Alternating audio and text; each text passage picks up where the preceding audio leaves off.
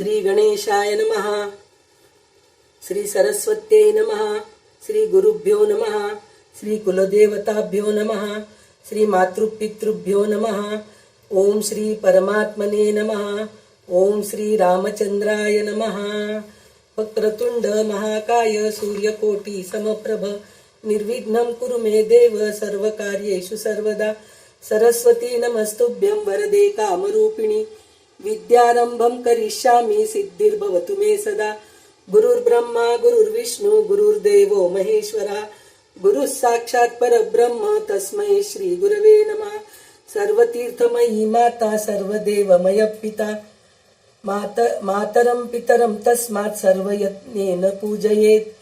श्री एकवीरा स्तोत्रम एकवीरा महामाया पार्वती गिरिशा प्रिया गौरी कराली किंकाली विष्काली च महाप्रिया भैरवी उमा रमा चंडी महालक्ष्मी कुलेश्वरी महासरस्वती दुर्गा मृडाणी चंडिकांबिका आर्या दाक्षायणी चैव गिरिजा मेनकात्मजा. रणे राज्य भवे दूते विवादे प्राणसंकटे नदी प्रतरणे घोरे सर्वत्र विजयो भवेत्. नामाष्टां दशकं चैव प्रातुरुत्यात यप्पटे तस्य गृहे भयं नास्ति व्याधिभ्यश्च तथैव च. दुर्गातीं तारिणीं घोरा ददाति च प्रजापसुं सिद्धिकामो लभे सिद्धि पठे स्तोत्रमिदं शुभं. प्राप्नोति च स्थिरां लक्ष्मी सतारो गच्छ मङ्गलम्. आदिष्ठवान् यथा स्वप्ने मार्कण्डेय मुनि स्वयं भक्त्या नित्यं स्तोत्रं पठेत् भक्ति समन्विता प्राप्नोति देवी सायुज्यम् एकवीरा प्रसादता. इति श्री एकवीरा देवी स्तोत्रं सम्पूर्णम्. चरितं रघुनाथस्य शतकोटि प्रविस्तरम् एकैक अक्षरं पुंसां महापातकनाशनम्. आपदामपहर्तारं दातारं सर्वसम्पदां लोकाभिरामं श्रीरामं भूयो भूयो नमाम्यहम्. रामाय रामभद्राय रामचंद्राय वेदसे रघुनाथाय नाथाय सीताया पतये नमः. भर्जनं भवबीजानाम् अर्जनं सुखसम्पदां तर्जनं यमदूतानां राम रामेति गर्जनं. पूजन्तं राम रामेति मधुरं मधुराक्षरम् आरुह्य कविता शाखा वंदे वाल्मीकि कोकिलम्. राजाधिराज रामचंद्र महाराज की जय. तर तुम्हाला वाटत असेल की रामरक्षा मधले स्तोत्र काय इकडं तिकडं करून संध्याताई वाचले म्हणून, पण ह्या रामरक्षा स्तोत्रामधले काही असे श्लोक आहेत की ते रामायण वाचायच्या अगोदर वाचायला पाहिजे. तर त्याचे खूप महत्व आहे. चरितम रघुनाथस्य शतकोटी प्रविस्तरम एकैक अक्षरम पुंसा महापातक नाशनम. म्हणजे रघुनाथाचं चरित्र शतकोटी प्रविस्तर म्हणजे खूप पटीने विस्तार आहे म्हणून सांगितलेलं आहे. आणि एक एक अक्षरांनी आपले महापातक म्हणजे आपल्या महापापांचा नाश होतो म्हणून सांगितलंय. आपदामपहर्तारम दातारम सर्वसंपदाम लोकाभिरामम श्रीरामम भूयो भूयो नमाम्यम. आपदामपहर्तारम म्हणजे माझं आपद म्हणजे दुःख संकट हे सगळं रामनामाला रामाला नमस्कार केल्यानंतर मला सर्व संकटामधून राम दूर करतात आणि मला सुखसंपदा देतात म्हणून सांगितलेलं आहे. आणि रामाय रामभद्राय रामचंद्राय वेदसे रघुनाथाय नाथाय सीताया पतये नमः. म्हणजे रामाय रामभद्राय रामचंद्राय वेदसे म्हणजे त्यांचे जर नाव असं घेतलं तर सीताया पतये नमः म्हणजे आपलं सगळं दुःख संकट नाश करतात असं म्हणून सांगितलंय. आणि भर्जनम भव बीजानाम अर्जनम सुख संपदाम तर्जनम यमदूतानाम राम रामेति गर्जनम म्हणून म्हणलं तर रामाच्या नामाने यमदूत सुद्धा पळून जातात. कसे पळून जातात म्हणून म्हणलं तर भाजलेलं बीज जे असतं की नाही ते बीज आपण जमिनीमध्ये पुरवलं तर वाढतं का? नाही वाढत. तसंच रामाचं नाव घेतलं तर आपलं पापाचं भूतांचं हे भस्म होऊन जातं असं म्हणून सांगितलंय. आणि कूजंतम राम रामेति मधुरम मधुराक्षरम आरुह्य कविता शाखा वंदे वाल्मिकी कोकिलम. म्हणजे रामायण वाल्मिकी ऋषी कोकिळा बनून आपल्याला मधुर स्वरामध्ये आपल्याला ऐकवले आहेत. म्हणून हे वाल्मिकी रामायण अति सुंदर आहे असं हे अर्थ आहे. म्हणून ह्या 4-5 श्लोकांचा आपण पहिले वाचन करायला पाहिजे असं सांगितलेलं आहे. त्याच्यानंतर आपण याच्या अगोदर सुद्धा तुम्हाला सांगितलेलंच आहे की माणूस जन्माला आल्यानंतर आत्मज्ञान करून घ्यायचे असेल तर प्रस्थानत्रयीचा अभ्यास करायला पाहिजे. हे तुम्हाला प्रत्येक भागवताच्या आधी मी सांगत असते, पण ह्यावेळेस थोडंसं विस्ताराने आपल्याला कळून घ्यायचं आहे. म्हणजे प्रस्थान म्हणजे काय? एका ठिकाणून दुसऱ्या ठिकाणी जाणे, त्याला प्रस्थान करणे म्हणतो आपण. म्हणजे एका गावून दुसऱ्या गावी जायचे, एका घरातून दुसऱ्या घरात जायचे, त्याला आपण प्रस्थान म्हणतो. हे बाह्य प्रस्थान आहे. पण आंतरिक प्रस्थान काय आहे म्हणून म्हणलं तर आपल्या शरीरापलीकडे जाऊन आत्म्याचे सत्य जाणण्याचा आध्यात्मिक प्रवास म्हणजेच प्रस्थानत्रयी आहे. त्रयी म्हणजे 3. 3 म्हणजे 3 प्रस्थान कोणची आहेत? वैदिक प्रस्थान, पौराणिक प्रस्थाने आणि संतांची प्रस्थाने आहेत. आणि त्यातल्या त्यात वैदिक प्रस्थाने 3 आहेत. एक आहे ब्रह्मसूत्र, दुसरे आहे उपनिषद आणि श्रीमद भगवद्गीता. हे खूप मोठे आहेत बरं का. ह्याचा अभ्यास म्हणजे PhD केल्यासारखं. खूप म्हणजे MBA करणं, PhD करणं हे त्याच्यापेक्षाही पलीकडे आहे. उपनिषदे, भगवद्गीता आणि ब्रह्मसूत्र हे वेदांतात तत्वज्ञानाचे प्रमुख आधार ग्रंथ असून ते आत्मा, परमात्मा, जीवाचे अंतिम सत्य आणि मोक्षाचा मार्ग याचे सखोल ज्ञान देतात. म्हणजे ह्या ग्रंथांचा जर आपण अभ्यास केलो तर आपल्याला मोक्षाचा मार्ग नक्कीच मिळतो. प्रस्थानत्रयीचा अभ्यास मनुष्याला अज्ञानातून ज्ञानाकडे आणि आत्मज्ञानाकडे नेणारा मार्ग आहे. म्हणजे आपल्याला आता तेच स्तोत्र पठण करणं, त्या स्तोत्रांचा अभ्यास करणं हे सगळं केल्यापेक्षा आपण ब्रह्मसूत्र काय आहे, उपनिषदे काय आहेत, भगवद्गीता काय आहे हे आपण बघायला पाहिजे. म्हणजे काय, आपण ब्रह्मसूत्र, उपनिषद हे अजून पुढे जाणार आहोत आपण. पण भगवद्गीता आपण थोडक्यात थोडंसं बघितलो आहेत आपण. तर ह्याच्यात काय आहे, ब्रह्मसूत्रामध्ये उपनिषदातील तर्कशुद्धी पद्धतीने स्पष्ट करते म्हणून सांगितलेले. ब्रह्मसूत्र म्हणजे काय, उपनिषदांमध्ये 10 उपनिषदांचं एकच ग्रंथ आहे ब्रह्मसूत्र म्हणून. सूत्र म्हणजे काय, दोरा. त्या 10 उपनिषदांना एका दोऱ्यात गुंफून तयार केलेला माळ म्हणजे ब्रह्मसूत्र आहे. ते आपल्याला जमत नाही म्हणून उपनिषदांचा अभ्यास करायला पाहिजे. तर उपनिषदांच्या अभ्यासामध्ये काय आहे, आत्मा, ब्रह्म आणि अंतिम सत्य याचे ज्ञान देतात. म्हणजे अंतिम सत्य काय आहे, आपल्याला काय वाटतं अंतिम सत्य म्हणजे काय, संसार नीट नेटका करावा, मुलाबाळांसाठी म्हणून संपत्ती सांभाळून ठेवावं, हेच सत्य आहे असं आपल्याला वाटतं. पण हे सगळं तात्पुरतं आहे. आपण जे मुलांना प्रॉपर्टी, पैसा, अडका, सोनं, नाणं, जागा वगैरे सगळं काही आपण देतो, पण ते काही क्षणात निघून जातो हो. पण जे ज्ञान आपण देतो की नाही, ते ज्ञान शेवटपर्यंत त्यांना राहतं. म्हणून मुलांना आपण ज्ञान द्यायचा प्रयत्न करायला पाहिजे. तर आपण आपल्या तरुणपणी आपल्या मुलांना ज्ञान द्या इतके आपण,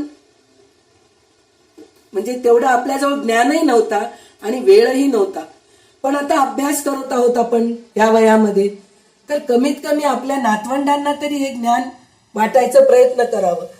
तर त्यावेळेस आपल्याला असं वाटतं की आम्ही सांगायला तयार आहोत पण मुलं ऐकायला तयार नाहीत असं प्रत्येकाला वाटत राहतं.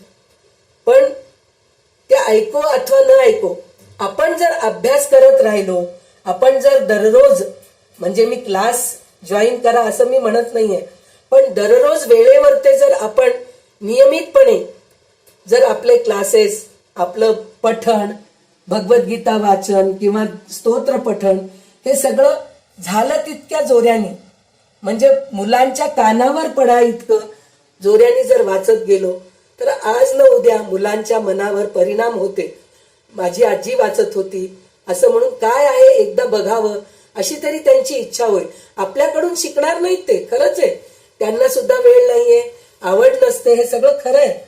पण आज ना उद्या त्यांना असं वाटेल की माझी आजी काहीतरी केलेली आहे, काय केली आहे हे बघू असं म्हणून त्यांची इच्छा होते. तर म्हणजे हेच आपण शेवटी त्यांना देणार आहोत. म्हणून हे सगळं कळून घेण्याचं म्हणजे काय, उपनिषद आहे. नंतर भगवद्गीता कर्म भक्ती योग आणि ज्ञान याचा समन्वय सांगते. म्हणजे भक्ती योग काय आहे, कर्मयोग काय आहे, ज्ञानयोग काय आहे याचा सविस्तर वर्णन भगवंतांनी अर्जुनाला सांगितलेले आहे. या तिन्ही ग्रंथांचा अभ्यास केल्याने मनुष्याला पुढील गोष्टी समजतात. म्हणजे काय समजतं या ग्रंथांचं, म्हणजे भगवद्गीता सुद्धा वाचलं, तिन्ही ग्रंथांचा अभ्यास नाही झाला तरी पण आपण भगवद्गीतेचा थोडासा अभ्यास केलो तर त्यात आपल्याला काय कळतं, मी कोण आहे, आत्मा आणि परमात्मा याचे स्वरूप काय आहे, जीवनाचा खरा उद्देश काय आहे, मोक्ष म्हणजे काय आहे, अज्ञानातून मुक्त कसे व्हावे हे या ग्रंथातून आपल्याला कळतात. परंतु एक महत्वाची गोष्ट अशी की फक्त ग्रंथ वाचणे पुरेसे नाही बरं का. आपण म्हणतो मी रामायण वाचले, रामायण कथा ऐकले, भागवत वाचले, भागवत कथा ऐकले, भगवद्गीता पूर्ण मला पाठ आहे, मी न बघता पूर्ण वाचू शकते. पण हे सगळं खूप छान आहे, पण ते नुसतं वाचणं किंवा पठण करणं किंवा काय म्हणतात तोंडपाठ करणं हे सगळं एकीकडे, पण त्यातल्या गोष्टी आचरणात आणावं हे महत्वाचं आहे. तर श्रद्धा, चिंतन, साधना, नैतिक जीवन आणि गुरुचे मार्गदर्शन यामुळेच आत्मज्ञान अधिक स्पष्ट होत जाते म्हणून सांगितलंय. थोडक्यात प्रस्थानत्रयी ही आत्मज्ञानाच्या मार्गावरील प्रमुख दीपस्तंभ. म्हणजे आपण देवळात गेल्यानंतर आपल्याला सर्वप्रथम दीपस्तंभच दिसते, तर त्याप्रमाणे प्रस्थानत्रयी हे आत्मज्ञानावरील दीपस्तंभ आहे. म्हणजे दिवा दाखवते, आत्मज्ञानाचा दिवा दाखवते आणि अज्ञानाचा अंधकार मिटवते आणि मोक्षाकडे जाण्याचा मार्ग दाखवते. ब्रह्मसूत्रे हा हिंदू तत्वातील वेदांत शाखेचा एक अत्यंत महत्वाचा आणि मूळ पाया मानला जाणारा ग्रंथ आहे. महर्षी बादरायण म्हणजे कोण, वाल्मिकी ऋषी, वेदव्यास आहे, यांनी याची रचना केली आहे. सूत्र म्हणजे दोरा. ब्रह्मसूत्रे हे विविध उपनिषदांमधील विखुरलेल्या तात्विक विचारांना एका धाग्यात, आता सांगितले होते ना उपनिषदांचे 10 उपनिषद, आपण आपल्याला माहित असलेले 10 उपनिषदच आहेत, ते सुद्धा बरेच लोकांना माहित नाही. आता आपण ह्या क्षेत्रात पदार्पण केलोत म्हणून कमीत कमी 10 उपनिषद प्रसिद्ध आहेत आणि मुख्य आहेत हे तरी कळायला लागले आपल्याला. तर अशी कितीतरी उपनिषद आहेत, त्या सर्व उपनिषदांचं एका धाग्यामध्ये गुंफून जे अर्थ आहे ते ब्रह्मसूत्र आहे म्हणून सांगितलेले. प्रस्थानत्रयी सनातन धर्मात उपनिषदांना श्रुती स्थान म्हणलेले. श्रुती, स्मृती. श्रुती म्हणजे काय, बोलणे. तर प्रस्थानत्रयी म्हणजे सनातन धर्मात उपनिषद हे श्रुती आहे आणि भगवद्गीता स्मृती आहे, म्हणजे पाठ करू शकतो, आठवणीत ठेवू शकतो. आणि ब्रह्मसूत्रांना न्यायप्रस्थान म्हटलेले आहे. ब्रह्मसूत्राला न्यायप्रस्थान म्हणतात कारण त्यात वेदांचे विचार तार्किक पद्धतीने मांडले आहेत. या ग्रंथात एकूण 4 अध्याय म्हणजे 4 पाद विभाग आहेत. यात एकूण 555 सूत्रे आहेत म्हणून सांगितलेले ब्रह्मसूत्रामध्ये. तर ते 4 कोणचे आहेत म्हणून म्हणले तर समन्वय अध्याय. तुम्हाला वाटत असेल की रामायण न सांगता सुरुवात ह्याच्या गोष्टीचं कशाला करतायत ताई असं वाटत असेल, पण रामायण कथा आपण ऐकणारच आहोत. पण त्याआधी आपल्या हिंदू सनातन धर्मामध्ये ग्रंथ आहेत. त्या ग्रंथांचे काय वैशिष्ट्य आहे, तर प्रस्थाने म्हणजे काय आहेत, पौराणिक प्रस्थान, वैदिक प्रस्थान, संतांची प्रस्थाने, म्हणजे हे सगळे पुस्तकं काय आहेत हे आपल्याला पहिले कळून घ्यायला पाहिजे ना. म्हणून आपण या गोष्टीकडे जात आहोत. तर या ब्रह्मसूत्रांमध्ये समन्वय अध्याय म्हणून आहे. पहिला अध्याय, पहिला विभाग किंवा पहिला पाद. यात उपनिषदांमधील सर्व वाक्ये ब्रह्म या एकाच अंतिम सत्याकडे कशी निर्देशित करतात हे स्पष्ट केलेले आहे म्हणून सांगितलेले. म्हणजे अंतिम सत्य काय आहे हे पहिल्या पादामध्ये सांगितलेलं आहे. आणि दुसऱ्या ह्याच्यामध्ये अविरोध अध्याय म्हणून म्हटलेलं आहे. अविरोध म्हणजे काय, म्हणजे विरोध न करणं, अविरोध. यात अन्य तत्वज्ञानांनी जसे सांख्य तत्व आहे, बौद्ध तत्व आहे, जैन तत्व आहे, यांचे घेतलेल्या आक्षेपांचे तार्किक खंडन केलेले आहे. म्हणजे आक्षेप केलेला आहे म्हणून म्हणलेलं आहे. तर आक्षेप म्हणजे काय हे आपल्याला पहिले माहित पाहिजे. इतर तत्वज्ञान असे प्रश्न विचारतात, जगाचे कारण ब्रह्म कसे असू शकते. म्हणजे आपल्याला काय सांगितलेलं आहे, ब्रह्म सत्य जगन मिथ्या म्हणून सांगितलेलं आहे आपल्या हिंदू सनातन धर्मामध्ये.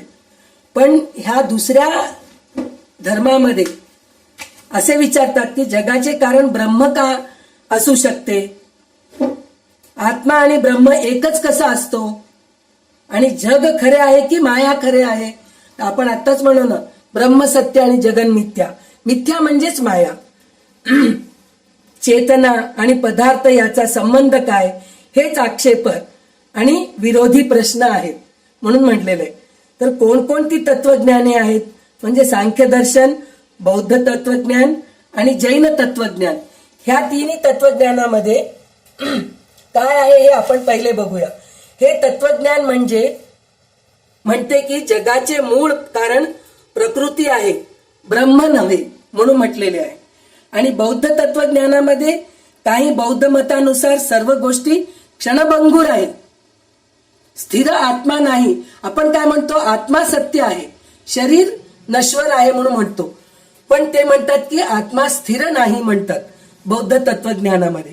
आणि जैन तत्वज्ञानामध्ये हे मत सांगते की स्वतंत्र जीव आहे, एकच परब्रह्म नाही. आपण काय म्हणतो, सगळ्यामध्ये एकच ब्रह्म आहे, माणसामध्ये, दगडामध्ये, वृक्षांमध्ये, पाण्यामध्ये, अग्नीमध्ये, सगळ्यामध्ये एकच ब्रह्म आहे म्हणून आपण म्हणतो. पण जैन तत्वज्ञान तसं म्हणत नाही, प्रत्येक जीव स्वतंत्र आहे, परब्रह्म नाही असे म्हणून सांगतात. तर याचं तार्किक खंडन या ब्रह्मसूत्रामध्ये केलेले आहे.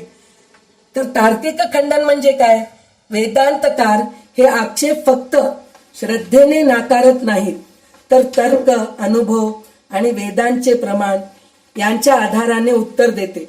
म्हणजे ते नुसतं सांगत नाही, त्याला उदाहरण देतात आणि पटवतात माणसांना की खरं काय आहे. तरच आपल्याला ते गोष्ट, आपल्या छोट्या मुलांनाच आपण सांगितलं की संध्याकाळी दिवा लावा रे, तर त्यावेळेस ते म्हणतात, आता पहिल्या काळामध्ये दिवे लावणं म्हणजे अंधार पडला म्हणून आपण देवापाशी दिवा लावत होतो. आता तर ट्यूबलाइट्स आहेत, लाईट्स आहेत, मग दिवा लावायची गरज काय, असे प्रश्न विचारतात मुलं. तर त्याचप्रमाणे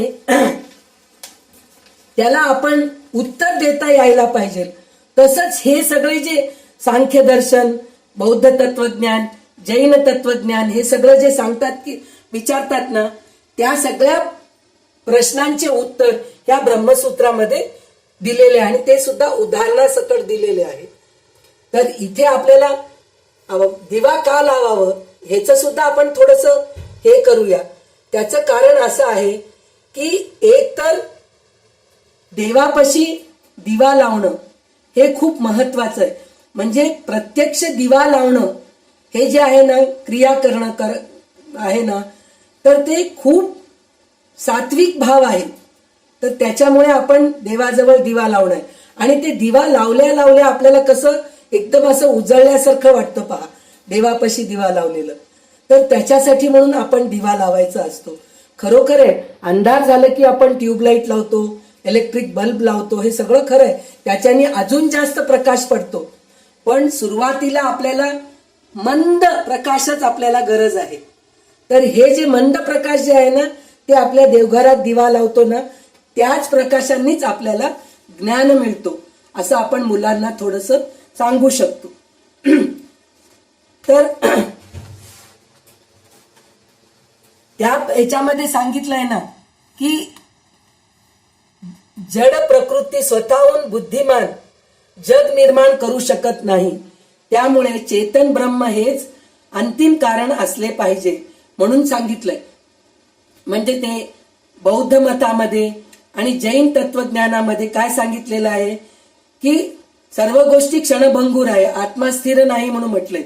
आणि प्रत्येक जीव स्वतंत्र आहे, एकच परब्रह्म नाही म्हणून सांगितलेलं आहे. असं होऊ शकत नाही. त्याचं कारण काय, आपण म्हणतो की नाही एकच परब्रह्म नाही म्हणून ते म्हणतायत, त्याचं उदाहरण एक सगळ्यात छान सोपं उदाहरण आहे. एक तर सहवासाने आणि दुसरं रक्तानी आपल्याला मिळतं.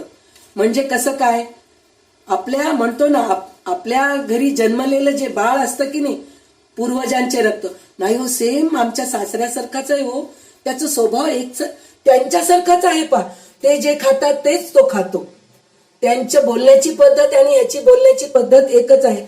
म्हणजे एकच आहे ना, परब्रह्म एकच आहे ना, त्याच्यातूनच हे आलेले आहे. एक बी लावतो आपण जमिनीमध्ये, एक बी पेरतो आणि त्या बियातून झाड निर्माण होते आणि त्याच्यातून अनेक बियाणे तयार होतात. मग एकच परब्रह्मापासून अनेक हे निर्माण झालेले आहे की नाही, स्वतंत्र जीव आहे म्हणून ते म्हणतायत. पण हे पटवून देतात आपल्याला, ब्रह्मसूत्र हे आपल्याला पटवून देतात. या आणि चौथा काय आहे अध्यायाचा, चौथा अध्यायाचा मुख्य उद्देश काय आहे, वेदांत मतावर कोणताही खरा विरोध नाही, इतर मतामधील मर्यादा दाखवणे आणि ब्रह्मज्ञानाची श्रेष्ठता सिद्ध करणे म्हणून सांगितलेले आहे. तर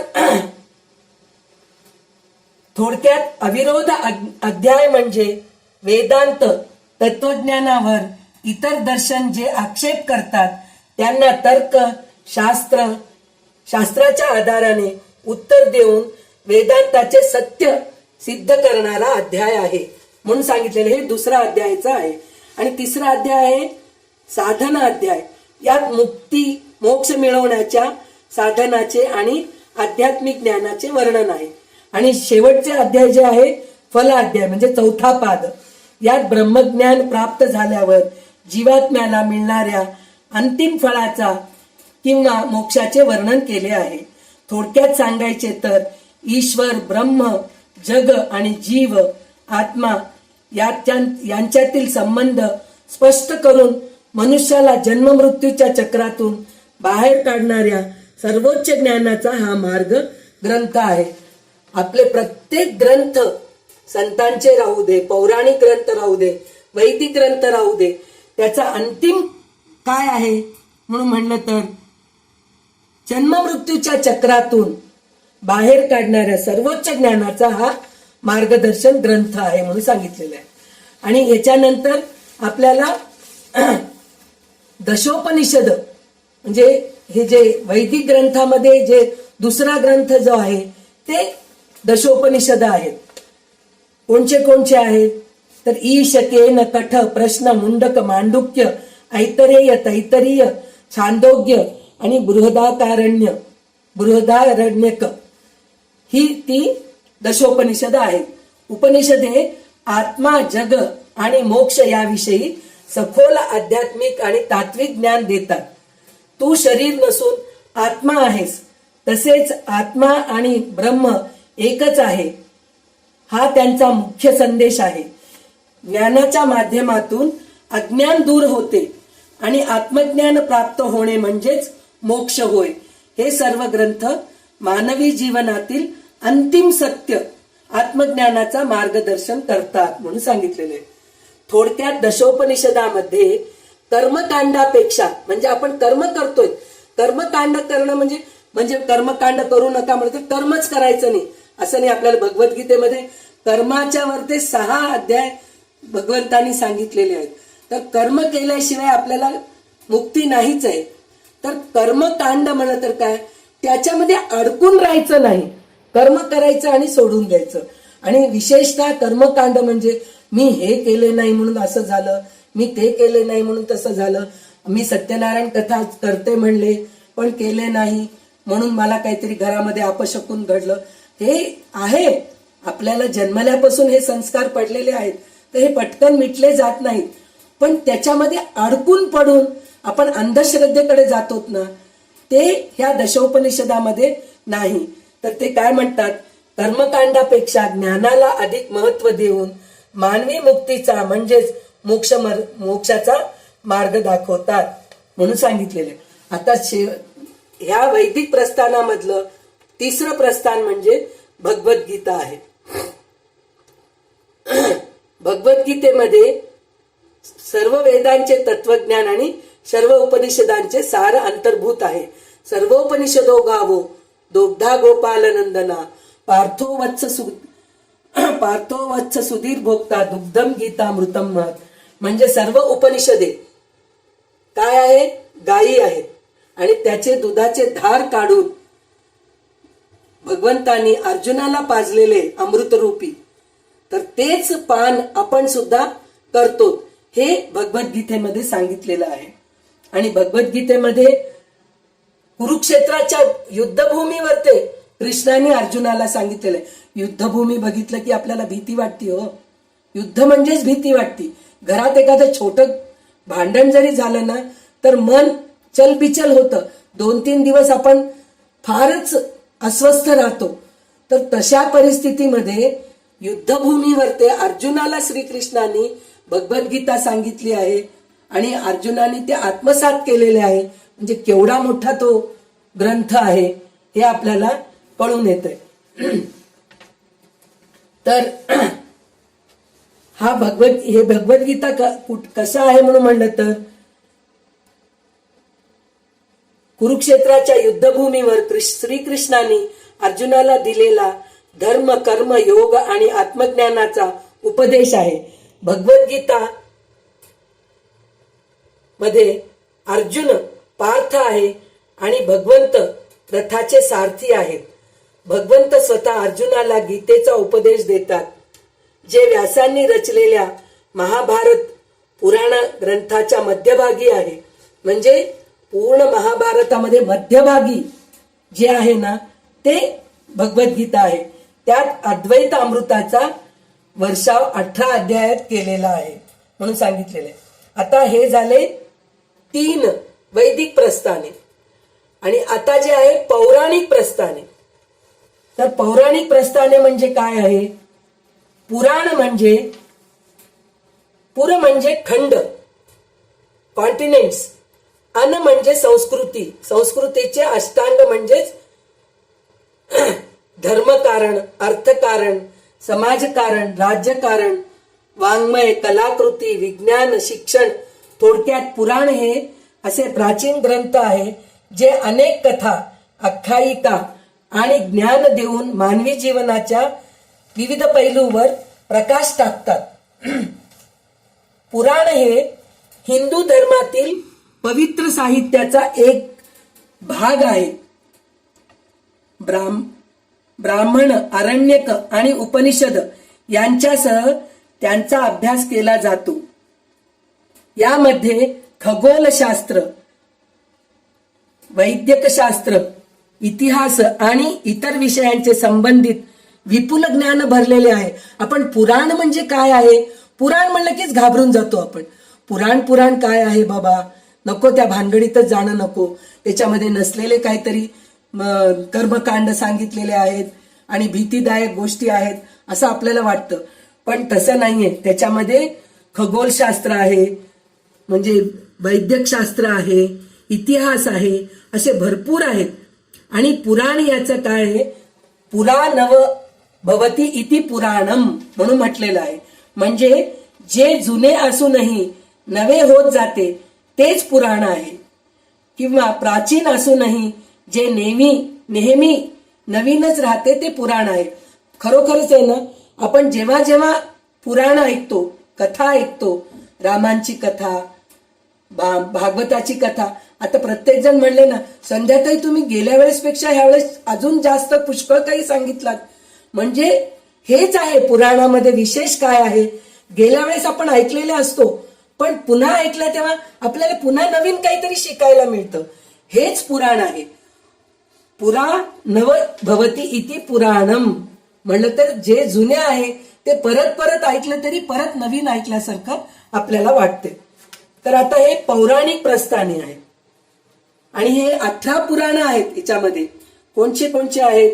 पद्मपुराण, वायुपुराण, विष्णू पुराण, भागवत, नारदीय पुराण, मार्कंडेय पुराण, अग्नि पुराण, भविष्य पुराण, वैवर्तक पुराण, वराह पुराण, लिंग पुराण, स्कंद पुराण, वामन पुराण, कूर्म पुराण, मत्स्य पुराण, गरुड पुराण आणि ब्रह्मांड पुराण असे 18 पुराण आहेत.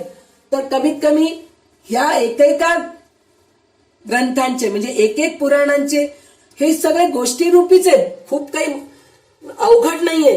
त्याचा अभ्यास केला तरी आपल्याला मोक्षाचा मार्ग मिळतो म्हणून सांगितलेले आहे. आणि महाभारतात तर काय आहे?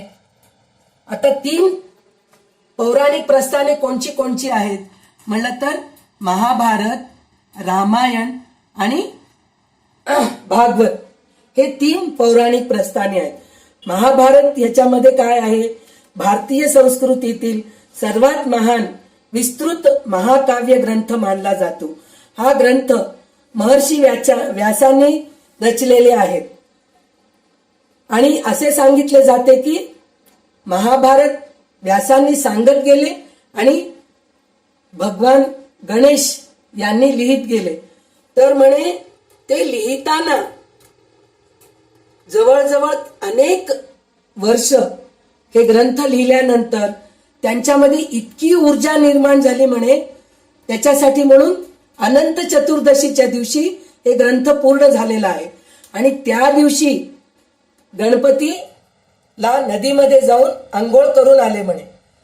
तर ती गरमी जी आहे की नाही ते शमवण्यासाठी म्हणून गणपतीला पाण्यामध्ये जावे लागले. त्यासाठी म्हणून अनंत चतुर्दशीच्या दिवशी आपण गणेश चतुर्थीच्या दिवशी बसवलेले गणपती जे आहे की नाही ते अनंत चतुर्दशीच्या दिवशी विसर्जन करतात, म्हणजे पाण्यात टाकतात. म्हणजे काय? याचा खरा अर्थ असा आहे, एक तर मातीची गणपती, पार्थिव गणपती जे आहे की नाही मातीचे असते, तर ते कधीतरी भंगू शकते. त्याला विसर्जन केलेले बरे म्हणून पाण्यात करतात, अनंत चतुर्दशीच्या दिवशी करतात. पण अजून एक त्याचं कारण असं आहे की त्यांच्यामध्ये इतकी ऊर्जा निर्माण झाली होती हे ग्रंथ लिहिल्यानंतर, ते गरमी शमवण्यासाठी म्हणून ते अनंत चतुर्दशीच्या दिवशी पाण्यामध्ये गेले होते, म्हणून त्या दिवशी विसर्जन करायचे प्रथा सुरू झालेली आहे, असं एखाद्या दंतकथा आहे.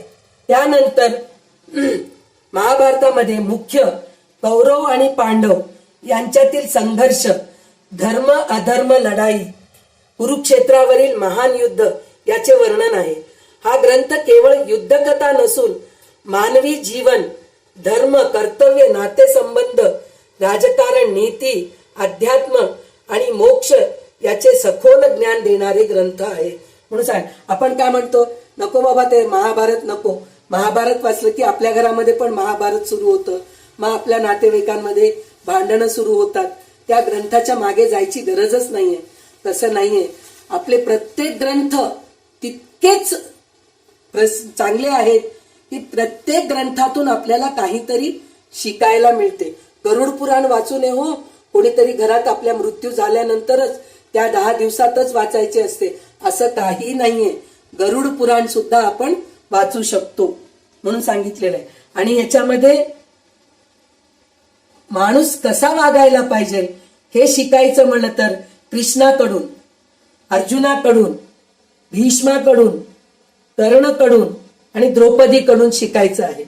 आणि दुर्योधन कसा दुष्ट आहे हे आपण त्यागायला पाहिजे. कर्णाचे दोन रूप आहेत, एक चांगलं रूप आहे आणि दुसरं रूप चांगलं नाही म्हणून नाही, पण तो अन्यायाकडे गेला, तो म्हणजे अधर्माकडे गेला, दुर्योधनाकडे गेला, त्याच्याशी मैत्री जोडली म्हणून त्याचा विनाश झाला. हे आपल्याला शिकायला मिळते. तर हे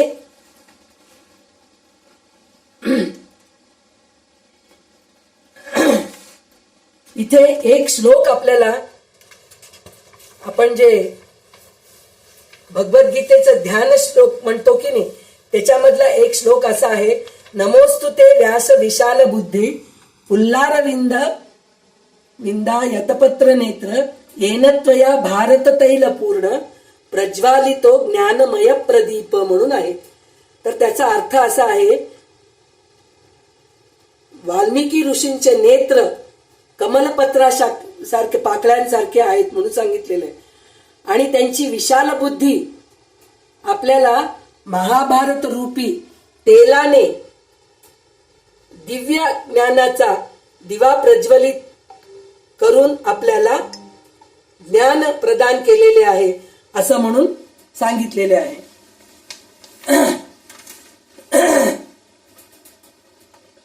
कर्तव्य आणि नैतिकता म्हणून त्याच्यात जास्त दिलेले आहे.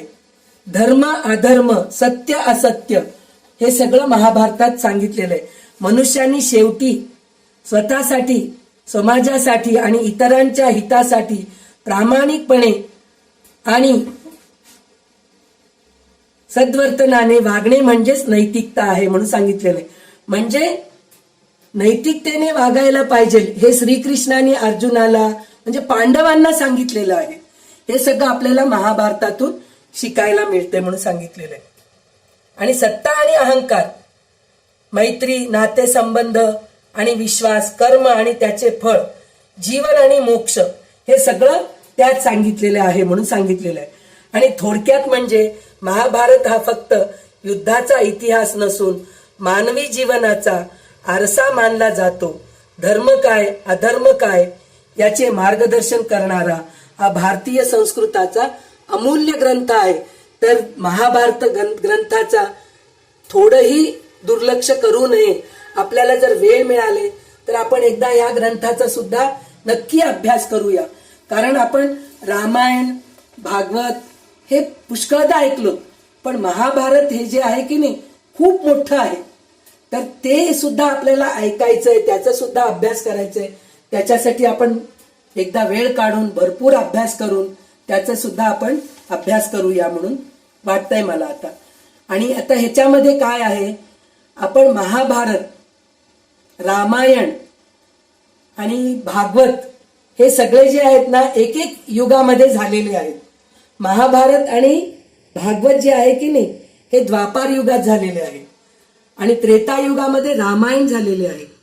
आणि सत्ययुगामध्ये जे आहे की नाही हिरण्याक्ष, हिरण्यकश्यपू, वामन अवतार, नरसिंह अवतार, परत वराह अवतार, मत्स्य अवतार, कूर्म अवतार हे सगळं सत्ययुगामध्ये झालेले आहे. तर त्याच्यातलं आपल्याला एक काय म्हणतात, त्या 4 युगामध्ये कसं काय आपल्या जीवनाशी जुडलेले आहेत आणि आपण त्याच्यातून काय बोध घ्यायचे हे थोडक्या शब्दामध्ये मला एकाकडून ऐकायला मिळाले होते. थोडंसं मिळालं होतं, त्यात थोडंसं मी अजून भर घालून प्रयत्न करून तुमच्यापर्यंत पोहोचवायचं मी प्रयत्न करत आहे. तर 4 युगामधील युद्ध ह्याचं शीर्षक आहे. म्हणजे काय, 4 युगामध्ये युद्ध झालेलेच आहेत. अधर्मावर ते धर्माचा विजय झालेला आहे. हे प्रत्येक युगामध्ये झालेलं आहे.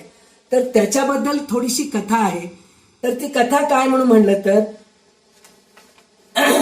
जेव्हा जेव्हा अधर्म वाढतो तेव्हा तेव्हा दुष्ट शक्तीचा प्रभाव वाढतो. तेव्हा तेव्हा भगवान विविध अवतार धारण करून धर्माचे रक्षण करतात आणि दुष्टांचा संहार करतात.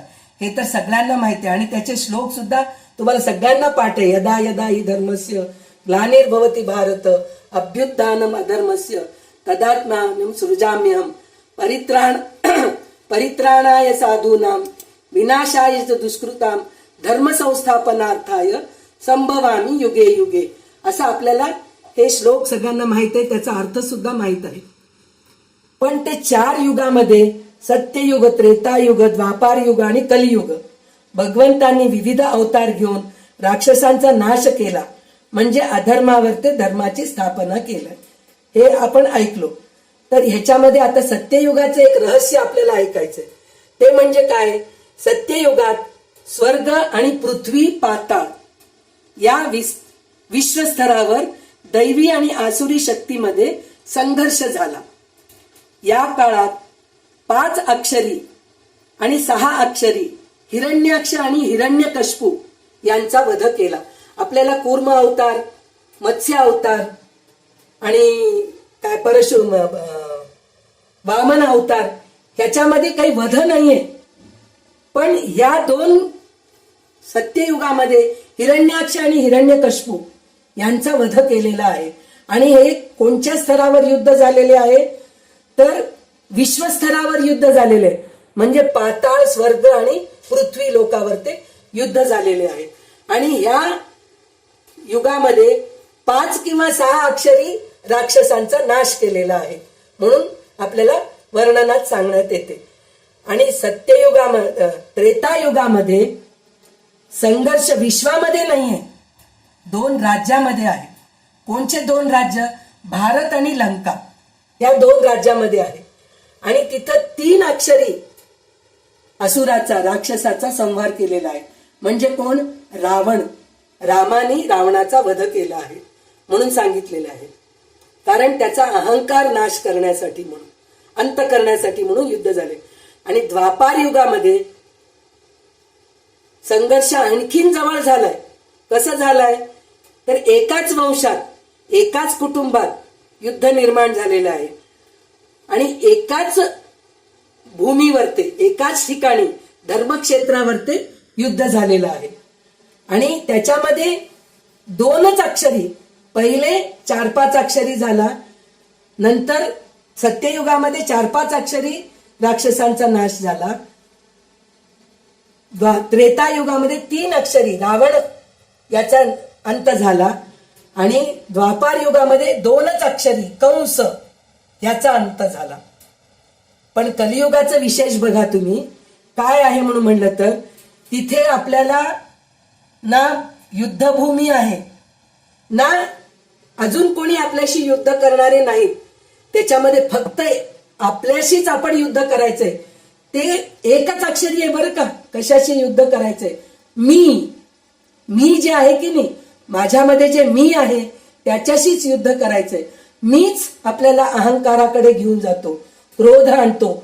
म्हणजे काय? माझ्या एवढा शाणा कोणी नाही, मीच शाणी आहे, मलाच सगळं काही येतं. हे सगळं जे आहे की नाही, त्याच्यामुळे आपल्याला स्वतःशीच युद्ध करावं लागतं आणि कुठेही युद्धभूमीवर जायची गरज नाही. आणि ह्या मीला मारण्यासाठी भगवंताला अवतार घ्यायची गरज नाही. आपणच आपल्या मीशी युद्ध करावं लागतं.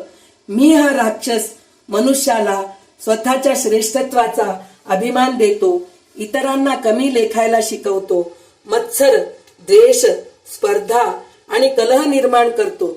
याच अहंकारामुळे माणूस परमेश्वरापासून, सत्यापासून आणि स्वतःच्या खऱ्या स्वरूपापासून दूर जातो म्हणून सांगितलेलं आहे. आणि विशेष म्हणजे या राक्षस त्याला संहार करण्यासाठी म्हणून भगवंत अवतार घेत नाही, ते आपल्याशीच युद्ध करावे लागते म्हणून सांगितलंय. म्हणूनच कलियुगातील सर्वात मोठी साधना म्हणजे मी पासून आपण पर्यंत प्रवास केला पाहिजे. म्हणजे मी नाही, आपण सगळे एक आहोत. सगळ्यामध्ये एकच जीव आहे, सगळ्यामध्येच ब्रह्म आहे, हे बघायचा अभ्यास आपण करायला पाहिजे म्हणून सांगितलेलं आहे. म्हणूनच या सगळ्या ग्रंथांचा आपण अभ्यास करत आहोत. असा अभ्यास केला तर त्या क्षणी अहंकाराचा नाहीसा होतो आणि परमेश्वराचा प्रकाश प्रकट होतो. कलियुगातील खऱ्या विजयाची हीच गुरुकिल्ली आहे. अहंकाराचा त्याग हाच मी रूपी राक्षसाचा संहार आहे म्हणून सांगितलेला आहे. म्हणजे आपल्याला हे जे आपण महाभारत आणि रामायण जे वगैरे म्हणतो ना, कोणत्या युगात झाले काय झाले, हे 4 युगामधले गोष्टी आहेत. तर त्याच्यामध्ये कसं कसं काय झालं हे आपण ह्या ह्याच्यातून शिकलो आहोत. आणि आता आहे श्रीमद भागवत महापुराण. हे जे आहे की नाही, हे हा हिंदू धर्मातील अत्यंत पवित्र आणि भक्तिमय ग्रंथ मानला जातो. हा ग्रंथ सुद्धा महर्षी वेदव्यासांनी रचला आहे. महाभारतामध्ये मुख्यतः भगवान विष्णू यांचे विविध अवतारांचे वर्णन आहे, परंतु विशेषतः श्रीकृष्ण आणि जीवनचरित्र, लीला, भक्ती आणि उपदेश यांचा सर्वाधिक महत्व दिलेला आहे म्हणून सांगितलेले. हा ग्रंथ एकूण 12 स्कंदांमध्ये आहे. सुमारे 18,000 श्लोकांनी बनलेला आहे. यात सृष्टी निर्मिती, धर्म, भक्ती, ज्ञान, वैराग्य, मोक्ष आणि परमात्म्याशी एकरूप होण्याचा मार्ग सांगितला आहे. श्रीमद भागवतातील काही महत्वाचे विषय म्हणजे सृष्टीची उत्पत्ती, विश्वरचना, भगवान विष्णूचे विविध अवतार, प्रल्हाद याची भक्ती, ध्रुव याची कथा, समुद्र मंथन, कपिल मुनी यांचे तत्वज्ञान, श्रीकृष्ण यांचा जन्म, बाललीला आणि जीवन कार्य, गोपी भक्ती, रासलीला, भक्ती मार्गाचे महत्व. ह्या सगळ्यातून आपण काही ना काही शिकायचंच आहे. म्हणून हे सारखं सारखं सारखं ऐकायचं असतं आपल्याला. आणि कर्म, ज्ञान आणि मोक्ष यांचे तत्वज्ञान श्रीमद भागवताचा मुख्य संदेश असा मानला जातो की ज्ञान, तप, संपत्तीपेक्षा परमेश्वरावरील निस्सीम भक्ती हीच मानवाला मोक्षाकडे नेणारी सर्वोत्तम वाट आहे म्हणून सांगितलेलं आहे. थोडक्यात काय आहे, श्रीमद भागवत हा केवळ कथा सांगणारा ग्रंथ नसून भक्ती, प्रेम, धर्म, अध्यात्म आणि आत्मज्ञान याचा अमृत स्रोत मानला गेला आहे म्हणून सांगितलेलं आहे. म्हणजे आता आपण कोणचे ग्रंथ वाचलं तर काय काय आपल्याला त्याच्यातून शिकायला मिळतं हे सगळं बघितलं. आता आपण रामायण ऐकणार आहोत. तर या 3 पौराणिक प्रस्थानांमध्ये महाभारत, श्रीमद भागवत आणि तिसरं जे आहे ते आहे रामायण. तर रामायणामध्ये काय आहे हे आपल्याला थोडक्यात कळून घ्यायचं आहे. तर रामायणामध्ये श्रीरामाचे चरित्र आहे. हे जगप्रसिद्ध महाकाव्य प्रभू श्रीरामांच्या जीवनावर आधारित असून त्यात सत्य, धर्म आणि नातेसंबंधांचे आदर्श दर्शन घडते. महर्षी वाल्मिकींनी रचलेली ही कथा मुख्य 7 कांडात विभागलेली आहे. या रामायण कथेचा थोडक्यात सारांश म्हणजे बालकांड मध्ये श्रीरामाचा जन्म आहे आणि बालपण आहे आणि राजा दशरथांना पुत्रप्राप्तीसाठी म्हणून पुत्रकामेष्टी यज्ञ करावा लागला. त्यानंतर श्रीराम, लक्ष्मण, भरत आणि शत्रुघ्न यांचा जन्म झाला. विश्वामित्र ऋषींच्या यज्ञाच्या रक्षणासाठी म्हणून श्रीराम आणि लक्ष्मण अरण्यात गेले होते, जिथे त्यांना ताटिका आणि सुबाहू यासारख्या राक्षसांचा वध करून पुढे मिथिलेत शिवधनुष्य तोडून रामांचा आणि सीतेशी विवाह झाला. हे झालं बालकांड. त्याच्यानंतर अयोध्याकांड म्हणजे त्यात वनवास आहे. अयोध्याकांडामध्ये राजा दशरथांनी रामाला राज्याभिषेक करण्याचे ठरविले, पण राणी कैकेयीने राजाकडे आपले 2 जुने वर मागितले.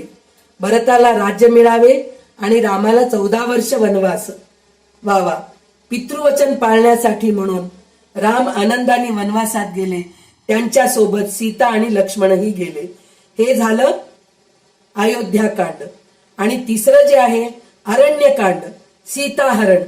वनवासात असताना रावणाची बहीण शूर्पणखेचे कान कापल्यामुळे संतप्त झालेल्या रावणाने कपटाने सीतेचे हरण करून सीतेला वाचवताना जटायू पक्षाचे प्राण आहुती दिली. सीता शोधत असताना रामाची भेट शबरी आणि कबंधाशी झाली, हे अरण्यकांडामध्ये आहे. त्याच्यानंतर वानरसेना आणि हनुमंत भेट हे किष्किंधा कांडमध्ये आहे. सीतेच्या शोधात राम ऋष्यमुख पर्वतावर पोचले, जिथे त्यांची भेट हनुमान आणि सुग्रीवाशी झाली. रामांनी वालीचा वध करून सुग्रीवाला राज्य मिळवून दिले आणि वानरसेनेच्या मदतीने सीतेचा शोध घेतला, हे आहे किष्किंधा कांडामध्ये. त्याच्यानंतर लंका दहन सुंदरकांडामध्ये आहे. सुंदरकांडाचाच खूप पारायण करतात लोक. त्यातले त्यात उत्तर भारतीय लोकांना सुंदरकांड हे खूप महत्वाचे आहे. हनुमानाने समुद्र ओलांडून लंकेत प्रवेश केला आणि सीतेचा शोध लावला. रामांचा संदेश दिल्यानंतर हनुमानाने रावणाची लंका दहन करून परत येऊन रामाला सीतेची माहिती दिली, हे आहे सुंदरकांडामध्ये. नंतर रावणवध आणि विजय हे युद्धकांडामध्ये आहे. वानर सेनेने समुद्रावर रामसेतू बांधला, लंकेवर चढाई केली. विभीषण युद्धानंतर प्रभू श्रीरामांनी अधर्मी रावणाचा वध केला. त्यानंतर सीतेसह आणि वानरसेनासह राम अयोध्येला परतले, जिथे त्यांचा राज्याभिषेक झाला. त्याला रामराज्य म्हणतात. त्यानंतर शेवटचा जो कांड आहे तो आहे उत्तरकांड. या भागात सीतेचा त्याग, लवकुश यांचा जन्म आणि रामाचे वैकुंठ गमन यासारखे उत्तरकालीन घटनांचे वर्णन आहे. हे संपूर्ण आपण रामायणात बघणार आहोत. हे झालं थोडक्यात सांगणं. कारण आपल्याला 3 प्रस्थानांमध्ये, पौराणिक प्रस्थानामध्ये रामायण सुद्धा येतोय, तर त्या रामायणाची पण थोडीशी माहिती द्यावी म्हणून हे संक्षिप्त एक 5 मिनिटाचं रामायण आपण ऐकलो. रामायण ही कथा केवळ राजा राणीची नसून ती धर्माचा अधर्मावर विजय दर्शवणारी आहे. एक आदर्श पुत्र, भाऊ, पत्नी, पती, मित्र आणि राजा कसा असावा याचे श्रीराम हे मूर्तिमंत उदाहरण आहेत. आणि सीता पत्नी कशी राहावी, कौसल्या माता कशी राहावी, कैकेयी, सुमित्रा आणि भाऊ लक्ष्मण, भरत, शत्रुघ्न कसं राहावं, हे सगळं याच्यात आपल्याला शिकायला मिळते. म्हणजे एक माणूस किंवा राजा कसे वागावे याचे आदर्श आहे.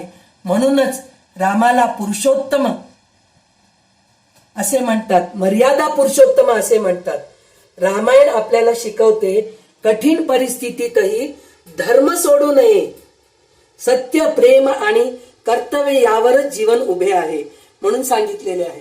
आता झालं हे पहिलं प्रस्थान जे आपण ऐकलो होतो की नाही, ते वैदिक प्रस्थान. वैदिक प्रस्थानामध्ये ब्रह्मसूत्र, उपनिषद आणि भगवद्गीता हे 3 झाले. आणि पौराणिक प्रस्थानामध्ये महाभारत, भागवत आणि रामायण असे 3 प्रस्थान झाले. आता आहेत संतांची प्रस्थाने. संतांची प्रस्थाने म्हणजे काय आहे? संत महात्म्यांनी समाजाला मार्गदर्शन करण्यासाठी लिहिलेले किंवा सांगितलेले आध्यात्मिक, नैतिक आणि भक्तिमय ग्रंथ होय. या ग्रंथांमध्ये केवळ तत्वज्ञान नसते, तर सामान्य माणसाला समजेल अशा सोप्या भाषेत जीवनाचे सत्य, भक्ती, सदाचार आणि परमेश्वर प्राप्तीचा मार्ग सांगितला असतो. मराठीत संत परंपरेमध्ये संत ज्ञानेश्वर, संत तुकाराम, संत नामदेव, संत एकनाथ, समर्थ रामदास स्वामी इत्यादी संतांनी अनेक ग्रंथ आणि अभंग रचले आहे. या संत ग्रंथांची विशेषता अशी आहे की भाषा अतिशय सोपी असते, लोकांना समजणारी असते. भक्ती, नामस्मरण आणि परमेश्वर प्रेम यांना महत्व दिले जाते. जात पात, अहंकार आणि अंधश्रद्धा याचा विरोध केला जातो संतांच्या प्रस्थानांमध्ये, बरं का. नैतिकता, सदाचार आणि मानवतेचा संदेश दिला जातो. सामान्य माणसालाही अध्यात्म समजावे म्हणून उदाहरणे आणि अनेक रूपके वापरली जातात. आणि संतांच्या प्रस्थानांमध्ये सुद्धा कर्मकांडांपेक्षा अंतःकरणातील शुद्ध भक्तीला अधिक महत्व दिले जाते. समाजातील दुःख, अन्याय आणि मानवी जीवनाचे वास्तव्य याचे चित्रण केले जाते. उदाहरण कसं आहे म्हणून म्हणलं तर ज्ञानेश्वर महाराजांनी ज्ञानेश्वरी आणि हरिपाठ याची रचना केली आहे. ज्ञानेश्वरीमध्ये भगवद्गीतेचे सोप्या मराठी भाषेत स्पष्टीकरण दिलेले आहे, ते तुम्ही रेखाताईकडून ऐकत आहात. आणि हरिपाठामध्ये हरिनाम स्मरण हेच मानवाच्या कल्याणाचे आणि मोक्षाचे श्रेष्ठ साधन आहे हे सांगितले आहे. हे तुम्ही आत्ताच 2 दिवसापूर्वी संपूर्ण झालेले आहे, समाप्त झालेले आहे. हरिपाठ संध्याताईच्या मुखाने अधिक मासामध्ये अधिक ज्ञान तुम्ही संपादन केलेले आहात. आणि तुकाराम महाराज तुकाराम गाथा आणि अभंगवाणी ह्या ग्रंथाची रचना केली आहे. तुकाराम गाथामध्ये भक्ती, जीवन तत्वज्ञान आणि समाज प्रबोधन आहे. आणि अभंगवाणीमध्ये भक्ती, नैतिकता आणि समाज प्रबोधनाचा साध्या भाषेत प्रभावी संदेश मिळतो म्हणून सांगितलेलं आहे. आणि समर्थ रामदास स्वामींनी यांच्या अनेक ग्रंथ आहेत. त्यात मुख्य ग्रंथ म्हणजे दासबोध, आत्मबोध आणि मनोबोध हे आहे. तर या दासबोधामध्ये व्यवहार ज्ञान, कर्तव्य आणि आत्मज्ञान याचा उपदेश आहे.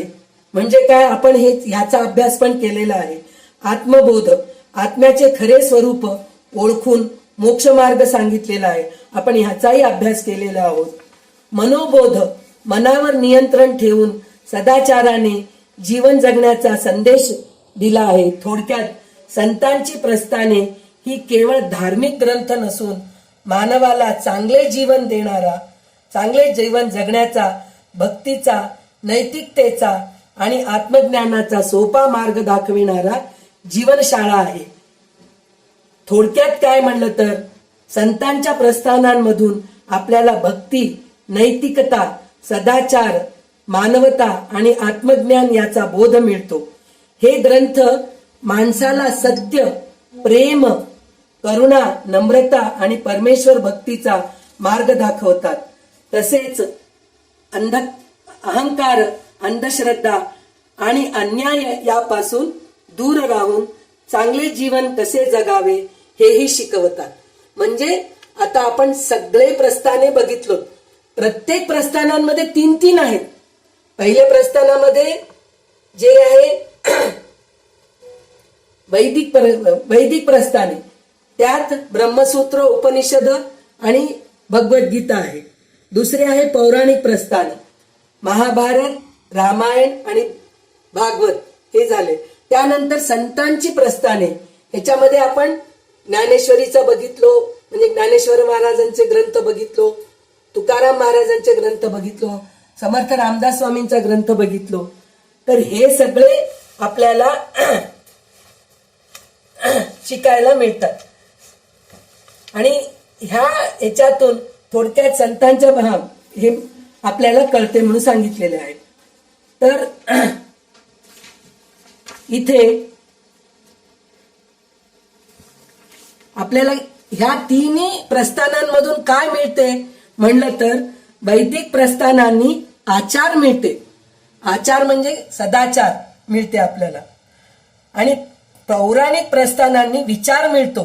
म्हणजे त्या वैदिक प्रस्थानांमधून आता आचार, सदाचार हे सगळं मिळतं.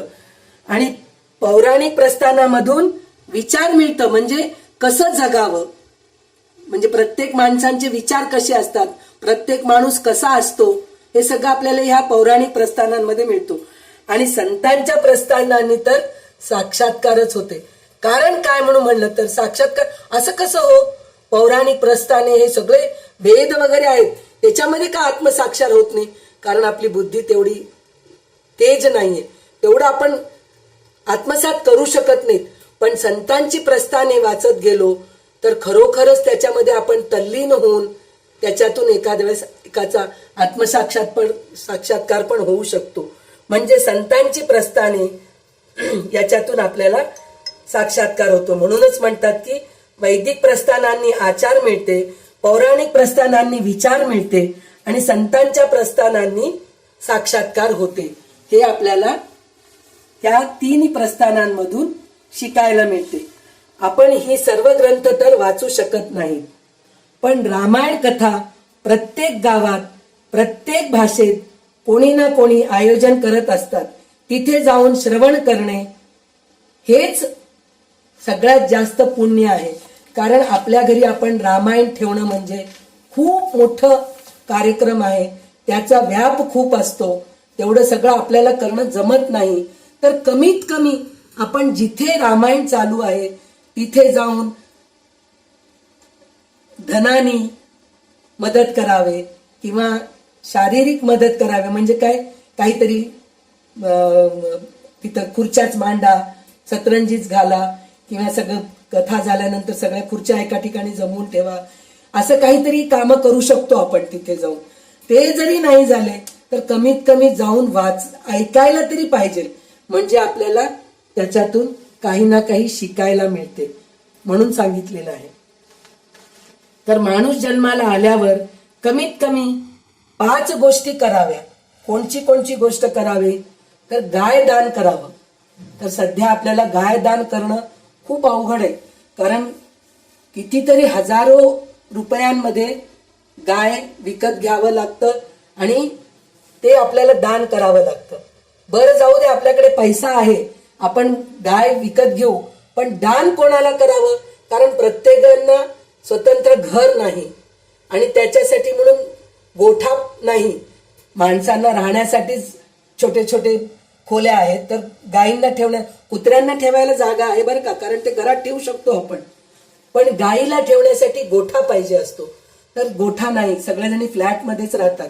त्याच्यामुळे आपण गायींचा हे करू शकत नाही, दान करू शकत नाही. तर आपण जिथे गोशाळा आहे तिथे जाऊन त्या गोशाळेला आर्थिक दान द्यायला पाहिजे. म्हणजेच गोदान दिल्याचे पुण्य मिळते. तर मनुष्य जन्माला आल्यानंतर गाय दान करावं, नंतर गंगा स्नान करावं. गंगा स्नानाचं आपल्याला भगीरथ राजांचा जो कथा येतो की नाही आपल्याला याच्यामध्ये रामायणामध्ये, कारण रामाच्या पूर्वजच भगीरथ राजा आहे, सगर राजा, हे सगळे रामाचे पूर्वज आहेत. तर त्याच्यामध्ये आपल्याला गंगा स्नानाचं महत्व काय आहे हे पुष्कळ बघायचंय आपल्याला. तर आजच कथा संपत आहे किंवा आज दुसरंच काहीतरी सांगत आहे असं न समजता इथूनच आपल्याला पुढे प्रवास करायचा आहे. तर गंगा स्नान हे दुसरं आहे. तिसरं आहे सद्गुरू करायला पाहिजे. म्हणजे त्यांची दीक्षा घ्या. दीक्षा घेतलं तर खूप उत्तम आहे. आणि काय म्हणतात, गुरुमंत्र घेणं पण खूप उत्तम आहे. पण प्रत्येकालाच गुरु सापडतात किंवा गुरुमंत्र मिळतो असं नाही. पण ज्यांच्याकडून आपल्याला काही चांगलं शिकायला मिळतं ते सगळे आपले गुरुच आहेत. तर त्यांच्या प्रत्येकाकडून आपण काहीतरी चांगलं शिकावं म्हणजेच आपल्याला सद्गुरू मिळाले असं आपण समजू शकतो. त्यानंतर तीर्थयात्रा. तीर्थयात्रा करणं म्हणजे काय, विमानामध्ये जा, 5 स्टार हॉटेलमध्ये उतरा, मस्त गादीवर झोपा आणि जाऊन देवाचं दर्शन, VIP तिकीट घ्या आणि दर्शन करून या. हे तीर्थयात्रा होत नाही. तीर्थयात्रा म्हणजे शारीरिक कष्ट करायला पाहिजे तरच त्याला तीर्थयात्रा म्हणतात. तर अशा प्रकारे शारीरिक कष्टाने तीर्थयात्रा करायला पाहिजे. आणि त्यात महत्वाचं तीर्थयात्रा म्हणजे काशी ते रामेश्वर, रामेश्वर ते काशी किंवा रामेश्वर ते काशी, काशी ते रामेश्वर असं करायला पाहिजे. म्हणजे इकडली वाळू तिथे, तिकडले पाणी इकडे, असं आपण मिळवायला पाहिजे. त्याला तीर्थयात्रा म्हणतात. आणि शेवटचे म्हणजे आपल्या घरी एकदा तरी रामायण, भागवत, ग्रंथविजय असे चांगल्या चांगल्या ग्रंथांचे पठण, वाचन करायला पाहिजे. किंवा चांगल्या संतांना बोलावून, वक्त्यांना बोलावून, प्रवचनकारांना बोलावून आपल्या घरामध्ये असे कार्यक्रम करायला पाहिजे. त्याचे स्पंदने खूप छान असतात. तर ते परत मी तेच सांगते की आपल्या घरी आपण नाही करू शकलो, जिथे कुठे चालू आहे तिथे जाऊन आपण ऐकून तिकडली स्पंदने पण आपण घेऊ शकतो. ही 5 गोष्टी आपण माणूस जन्माला आल्यानंतर नक्कीच करायला पाहिजेत.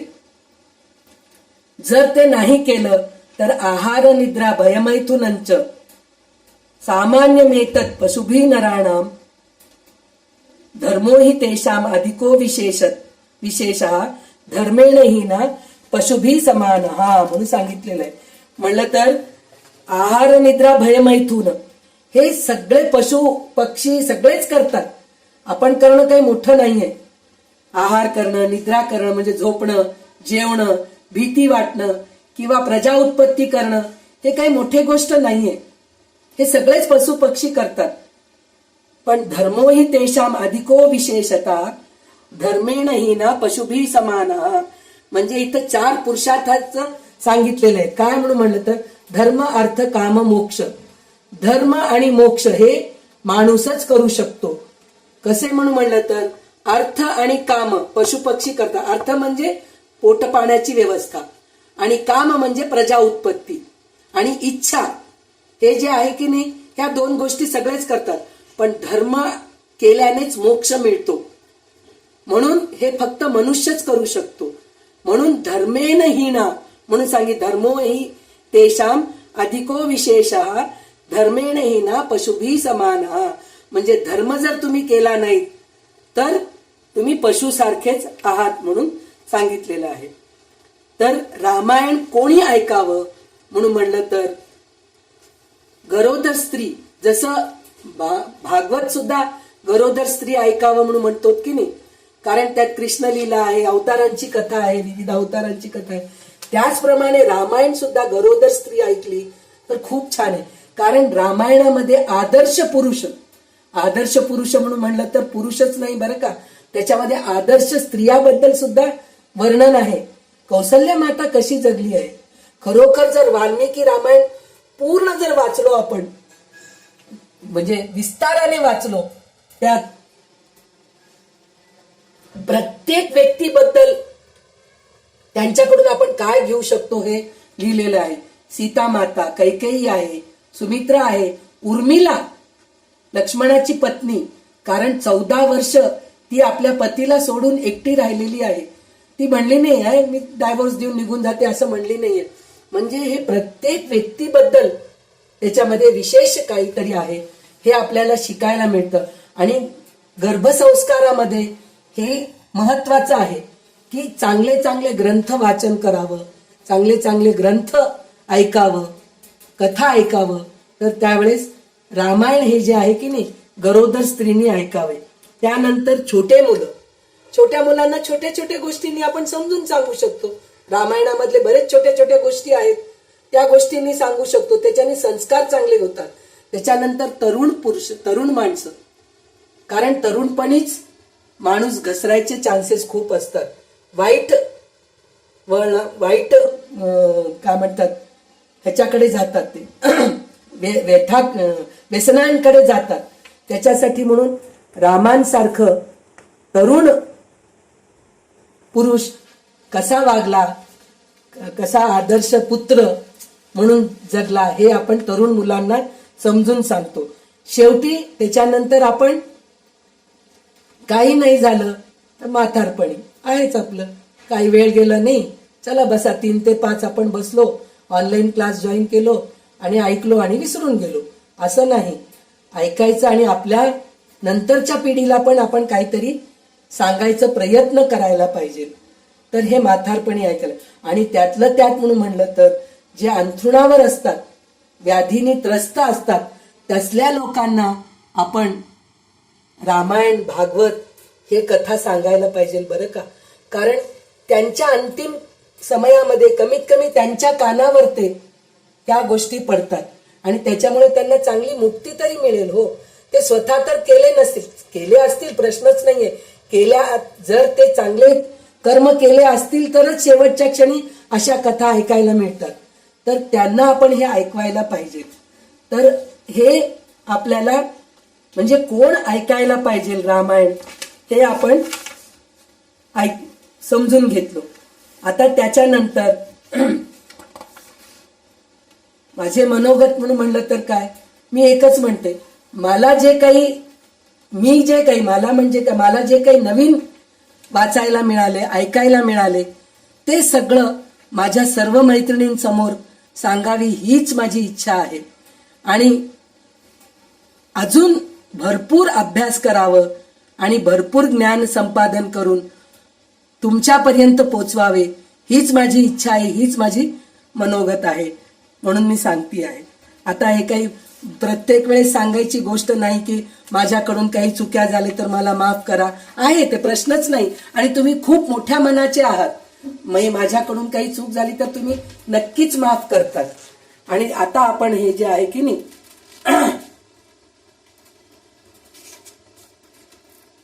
वाल्मिकी रामायण याचे महात्म्य बघणार आहोत. आणि आपण वाल्मिकी रामायणाचे महात्म्य बघून आपण थांबूया, कंटाळू नका बरं का. कारण आजचं जे पहिला जो रामायणाचा सुरुवात जो झालेला आहे की नाही, त्याच्यामध्ये थोडं खूप गूढ विषय घेतलेला आहे, तर थोडासा कंटाळा आला असेल, पण नाही, हे समजल्याशिवाय आपण पुढे जाणं बरोबर नाही, म्हणून हे आपण पहिले समजून घेतलो.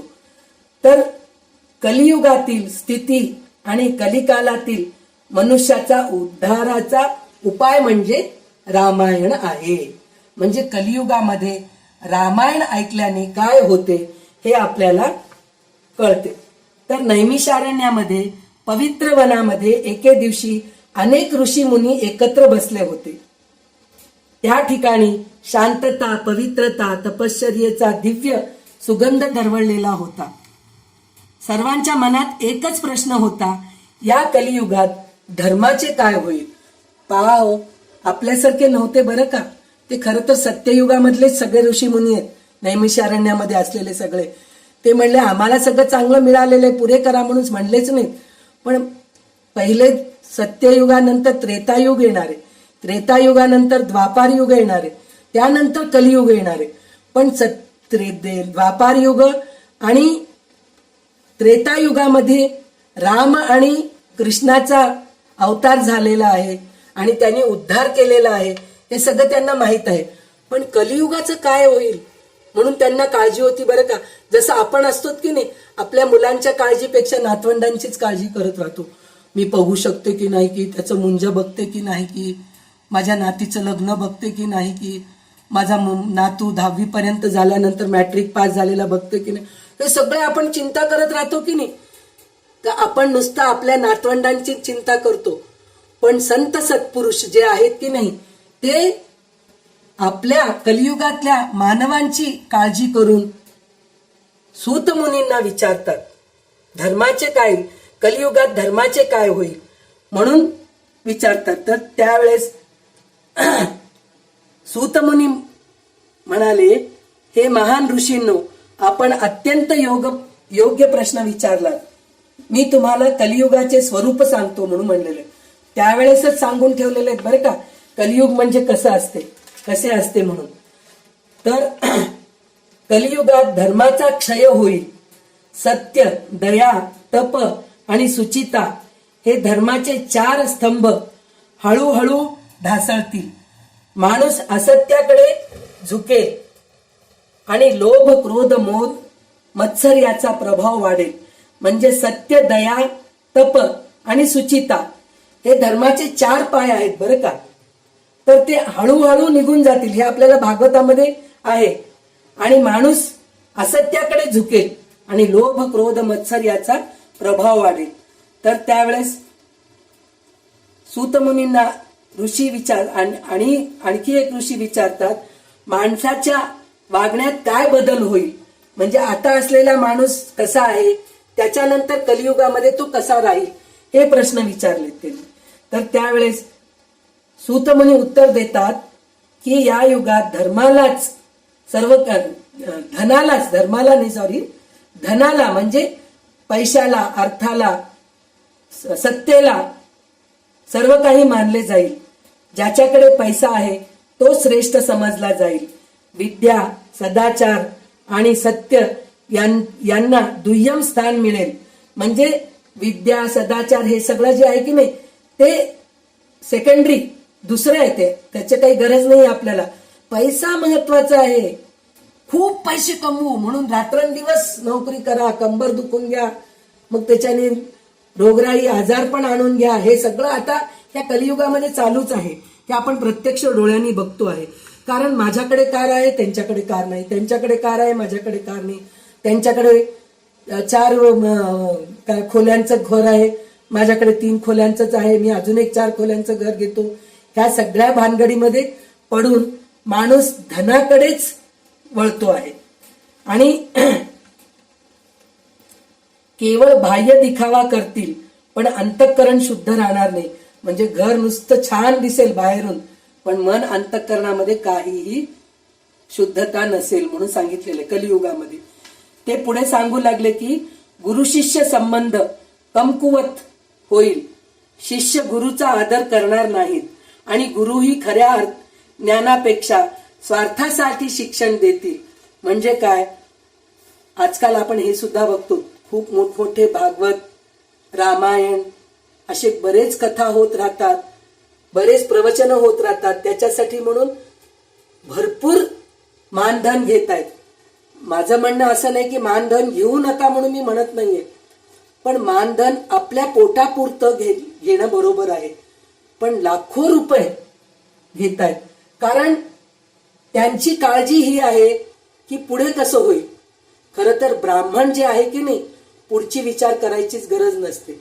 म्हणजे पुढे काय होईल त्याचा विचारच करायची गरज नसते. भगवंत आहे त्याच्यावर विश्वास राहायला पाहिजे, तरच तो ब्राह्मण आहे.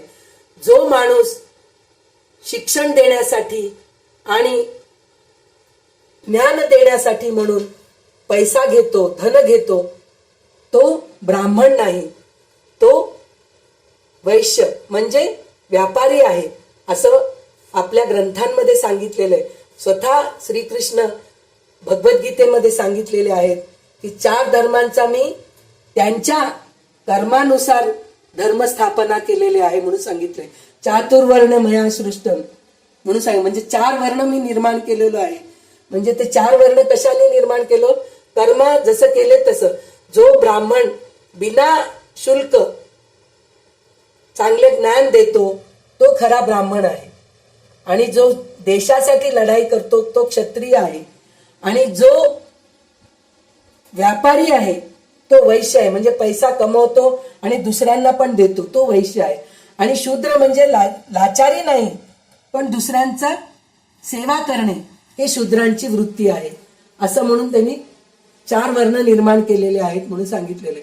तर त्याच्यासाठी म्हणून सूतमुनी म्हणतात, ज्ञानापेक्षा स्वार्थासाठी शिक्षण देतील, पालकांचा सन्मान होणार नाही आणि कुटुंबातील नात्यामध्ये स्वार्थ वाढेल म्हणून सांगितले. कलियुगामध्ये सर्व ऋषी मुनी शांतपणे ऐकत होते.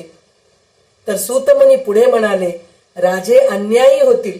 राजा जर अन्यायी राहिला, रामराज्य आपल्याला ऐकायचंय, हो पुढे रामायण ऐकायचंय. रामराज्यामध्ये रामांनी सीताला 2दा परीक्षा घेतली. एकदा रावणाकडून येताना अग्नी परीक्षा घेतली आणि दुसऱ्यांदा कोणीतरी असे म्हणाले की सीता रावणाकडे राहिली, तिची पवित्रता कितपर्यंत आहे. तर राजा असून अशा स्त्रीला तो परत सन्मानाने आपल्या राज्यात घेऊन आला, हे बरोबर आहे का. हे रामाने ऐकल्याने सीतेचा त्याग केला आणि सीता परत वाल्मिकी ऋषींच्या आश्रमामध्ये राहून तिथे लवकुशांना जन्म देऊन त्यांचं शिक्षण करून शेवटी परत ती रामराज्यात येते. तर त्यावेळेस परत त्यांची परीक्षा घेतली.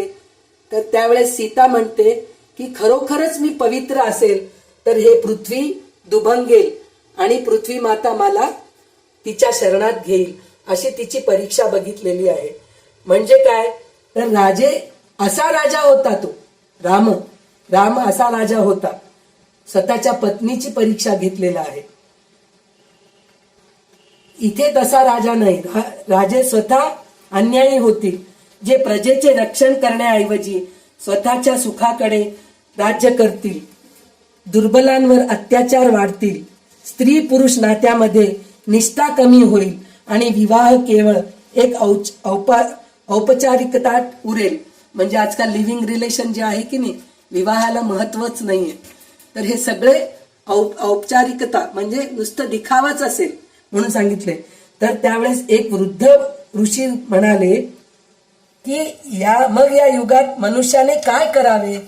तर त्यावेळेस सूत मुनी म्हणतात की हे ऋषीजनो, जरी कलियुग दोषांनी भरलेले असले तरी एक महान गुण आहे या कलियुगामध्ये. या युगात भगवंताच्या नामस्मरणाने सहज मुक्ती मिळू शकते. विशेषतः श्रीराम या नामाचे कीर्तन, जप आणि भजन केल्याने मन शुद्ध होते. ते पुढे म्हणाले, केवळ श्रीराम जय राम जय जय राम या नामाचा जप केला तरी मनुष्य संसाराच्या बंधनातून मुक्त होऊ शकतो. म्हणून या युगात भक्ती हा सर्वात सोपा आणि श्रेष्ठ मार्ग आहे म्हणून सांगितलेला आहे. सूत मुनींचे वचन ऐकून सर्व ऋषी आनंदित झाले. त्यांच्या मनातील चिंता दूर झाली आणि त्यानंतर सर्वांनी एकमुखाने श्रीराम जय राम जय जय राम, श्रीराम जय राम जय जय राम, श्रीराम जय राम जय जय राम, श्रीराम जय राम जय जय राम, श्रीराम जय राम जय जय राम असं जप करायला सुरू केले. तर इथे एक भजन खूप छान आहे. मला काही सुंदर आवाजात म्हणता येत नाही, तरी पण मी प्रयत्न करते. तर ते कोणतं असं भजन आहे म्हणजे, राम का गुणगान करिये, राम का गुणगान करिये, राम गुण का, राम प्रभु की भद्रता का, सभ्यता का ध्यान धरिए, ध्यान धरिए, राम का गुणगान करिए, राम का गुणगान करिए. सुजन रंजन रूप सुख कर, सुजन रंजन रूप सुख कर, सगुण ब्रह्म स्वरूप सुंदर, सगुण रूप सगुण गुण ब्रह्म स्वरूप सुंदर, राम आत्मा, राम आत्मा, राम का गुणगान करिए, ध्यान धरिए, राम का गुणगान करिए, राम का गुणगान करिए, राम प्रभु की भद्रता का, सभ्यता का ध्यान धरिए, ध्यान धरिए, राम का गुणगान करिए, राम का गुणगान करिए. तर हे रामाचं गुणगान करत राहा म्हणजे कलियुगातले दोष निघून जातील. आणि आपण आत्ता जे ऐकलो होतो की नाही, 4 युगातील युद्ध आणि कलियुगामधला जो शेवटचा युद्ध जो आहे की नाही, मी या शत्रूशी युद्ध करायचं असेल तर फक्त रामनामाचा जप, रामाचं गुणगान करत आणि त्यांचे आदर्श डोळ्यासमोर ठेवून त्यांच्यासारखं वागायचा प्रयत्न केले तरच आपल्याला आत्मज्ञान होईल आणि मोक्ष प्राप्ती होईल. तर आता आपण रामायण निर्मितीची कथा कशी आहे ती ऐकूया आपण. त्यानंतर सूत मुनी रामायणाची निर्मिती कशी झाली ही कथा सांगतात. तर वनातील एका निर्जन प्रदेशात दाट झाडीमध्ये एक क्रूर दंडखोर, याचे 2-3 कथा आहेत बरं का आपल्याला ऐकण्यासाठी म्हणून. तर त्यातला पहिली कथा ही अशी आहे की वनातील एक निर्जन प्रदेशात दाट झाडीमध्ये एक क्रूर दंडखोर राहत होता. तो म्हणजे बाल्या कोळी. प्रवाशांना लुटणे, त्यांना त्रास देणे हेच त्याचे जीवन होते. त्याला आपल्या कृत्याची काहीच जाणीव नव्हते, भानही नव्हते. तर एक दिवशी नारद मुनी त्यांच्याजवळ नारायण नारायण म्हणून जातात. तिथे तिथे गेल्यानंतर तो वाल्या कोळी नारद मुनीला अडवून त्याच्याजवळ काय धन आहे ते सर्व त्याला द्यायला सांगितले. जर ते नाही दिले तर त्याचा वध करतो म्हणून वाल्या कोळी म्हणतो. तर त्यावेळेस ते म्हणतात की तू माझ्याजवळ तर काहीच नाही, ह्या वीणेच्या व्यतिरिक्त काहीच नाहीये, पण मी तुला देण्यासारखे काहीतरी आहे. ते म्हणजे हे आहे की ज्ञान थोडंसं मी तुला देऊ शकतो. तर ज्ञान म्हणजे काय आहे असं वाल्या कोळी विचारतात. तर त्यावेळेस नारद मुनी म्हणतात की तू जे हे पाप करतोयस, लोकांना मारून धन लुबाडतोयस, तर हे सगळं पाप करतोयस, तर या पापाचे भागीदारी तुझे कुटुंबीय आहेत का? म्हणलं तर ते म्हणतो मी हे सगळं विचारच केला नाही. तर त्यासाठी म्हणून माझं काम काय, फक्त माझ्या कुटुंबाचं पालन पोषण करणं हेच माझं काम आहे म्हणून वाल्या कोळी म्हणतो. तर त्यावेळेस नारद मुनी म्हणतात की तू जाऊन तुझ्या घरच्या कुटुंबियांना विचारून ये की मी जे पाप कृत्य करतो त्याचे तुम्ही भागीदार बनतात का? तर त्यावेळेस वाल्मिकी म्हणतो की नारद मुनींना मी विचारून येतो, पण तेव्हापर्यंत तुम्ही कुठं जायचं नाही. म्हणून त्यांना तो दोरीनी झाडाला बांधून टाकतो आणि घरी जाऊन विचारतो की मी जे पाप करून जे पैसे लुबाडून जे आणतो आहे ते तर तुम्ही घेत आहात, पण मी हे जे सर्व पाप करतोय असे एक ऋषी सांगितलेत मला, तर त्या पापाचे भागीदार तुम्ही होता का? तर त्यावेळेस सगळे घरचे कुटुंबीय सगळे म्हणतात की आम्ही पापाचे भागीदारी होणार नाहीत. तुम्ही कमवलेल्या पैशावर आम्ही जगतो, बस एवढंच आमचं आहे. तर त्यावेळेस त्यांना जाणीव होते की मी खरोखर पाप करतोय आणि ह्या पापाचे भागीदारी कोणी नाही. म्हणून ते नारद मुनीकडे जातात आणि नारद मुनींना म्हणतात की तुमच्याकडे धन संपत्ती काही नाही लुबाडण्यासारखे, पण तुमच्याकडून मला थोडेसे ज्ञान मिळाले, तर मी ह्याच्यासाठी मी काय करू? म्हणून त्यावेळेस ते विचारलं. तर त्यावेळेस नारद मुनी म्हणतात की तू फक्त राम नामाचा जप कर. पण त्यावेळेस वाल्या कोळीला राम म्हणता येत नाही, तर त्यावेळेस त्यांनी म्हणतात की मरा मरा म्हण तू, कारण तू सगळ्यांना मारतच आलेला आहेस, तर तू मरा मरा म्हण, म्हणजे तुझे उद्धार होईल म्हणून सांगतात. तर त्यावेळेस ते रामनाम जप करत अनेक वर्ष, हजारो वर्ष तपश्चर्या करत बसतात. तर त्यांच्या अंगावर ते वारुळ निर्माण होते. तर त्यामुळेच त्या वाल्या कोळीचे नाव वाल्मिकी ऋषी असे झाले. कारण नारद मुनी पुन्हा येऊन म्हणतात की तू इतके वर्ष तपश्चर्या केलास आणि त्याच्यामुळे तुझ्या अंगावर वारुळ निर्माण झाले आहे, तर त्या वारुळ निर्माण झाल्यामुळे तुझे नाव वाल्मिकी ऋषी असे ठेवण्यात येईल म्हणून सांगितले. तर त्यावेळेस वाल्मिकी ऋषींना ज्ञान होतो आणि ते म्हणतात मी रामनामाचा जप तर केलो, पण मला रामाचं चरित्र ऐकायचं आहे. तर त्यावेळेस नारद मुनी म्हणतात की मी तुला रामाचं चरित्र सांगतो, तू ते लिहून ठेव म्हणून सांगतात. हे काम तू कर म्हणून ते सांगतात. तर त्यावेळेस नारद मुनी रामायण सांगायला सुरुवात करतात आणि वाल्मिकी ऋषी रामायण लिहितात. असं ही एक कथा आहे. रामायण निर्मितीची कथा ही एक आहे. दुसरी कथा म्हणजे काय आहे, प्रचेतस वाल्मिकीचा अद्भुत परिवर्तन प्रवास म्हणून आहे. म्हणजे काय, प्रचेतस वाल्मिकी म्हणून सुद्धा वाल्मिकीला म्हणतात.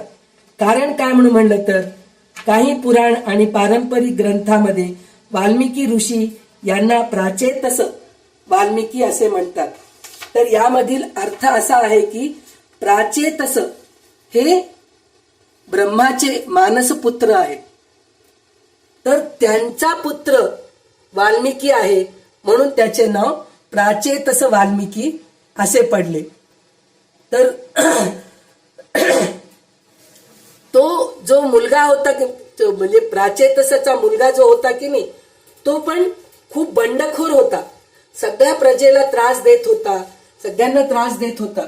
तर एकदा परत नारद मुनी येतात आणि त्याला विचारतात की तू असं बंड का आहेस, सगळ्यांना का त्रास देतो. तर त्यावेळेस म्हणतो मला असं करायला खूप आनंद होतो, पण तुला आनंद होत आहे तर समोरच्या माणसाला दुःख होत आहे ना, तर त्याचा तू विचार कर. तर त्यावेळेस त्याला थोडंसं ज्ञान प्राप्त होतं की तो म्हणतो की खरंच आहे, मी त्रास दिल्याने सगळ्यांना मला आनंद होतोय पण बाकी सगळ्यांना त्रास होतोय. या आनंदाला काय म्हणतात माहितीये का, तामसिक आनंद. दुसऱ्यांना त्रास देऊन आपल्याला आनंद होतो. जसे की लहान मुलं असतात पहा, त्यांना आपल्याकडे यायचं नसतं पण बळजबरी त्याला कड्यावर घेऊन रडवून घट्ट मिठी मारून त्याचे पापे घेऊन त्याला रडवतो. हे सगळं तामसिक आनंद आहे. तर हे तामसिक आनंद चांगले नाही असे नारद मुनी त्या मुलाला सांगतात. तर त्यावेळेस ते म्हणतात, तो मुलगा म्हणतो तर मी हे काय करू, जर तू असाच जर वागलास तर तुझं भविष्य अंधकारमय होईल असे म्हणून म्हणतात. तर त्यावेळेस तो म्हणतो की मी काय करू, मला योग्य मार्ग दाखवा.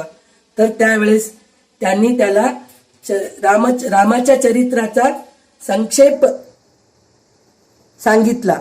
धर्म, सत्य, कर्तव्य आणि आदर्श जीवनाचा मार्ग समजावून दिला. त्या कथेमुळे त्या मुलाच्या हृदयात एक नवीन प्रकाश निर्माण झाला. त्यानंतर नारदांनी त्याला तू रामनामाचा जप कर, हाच तुझा उद्धार करेल म्हणून सांगतात.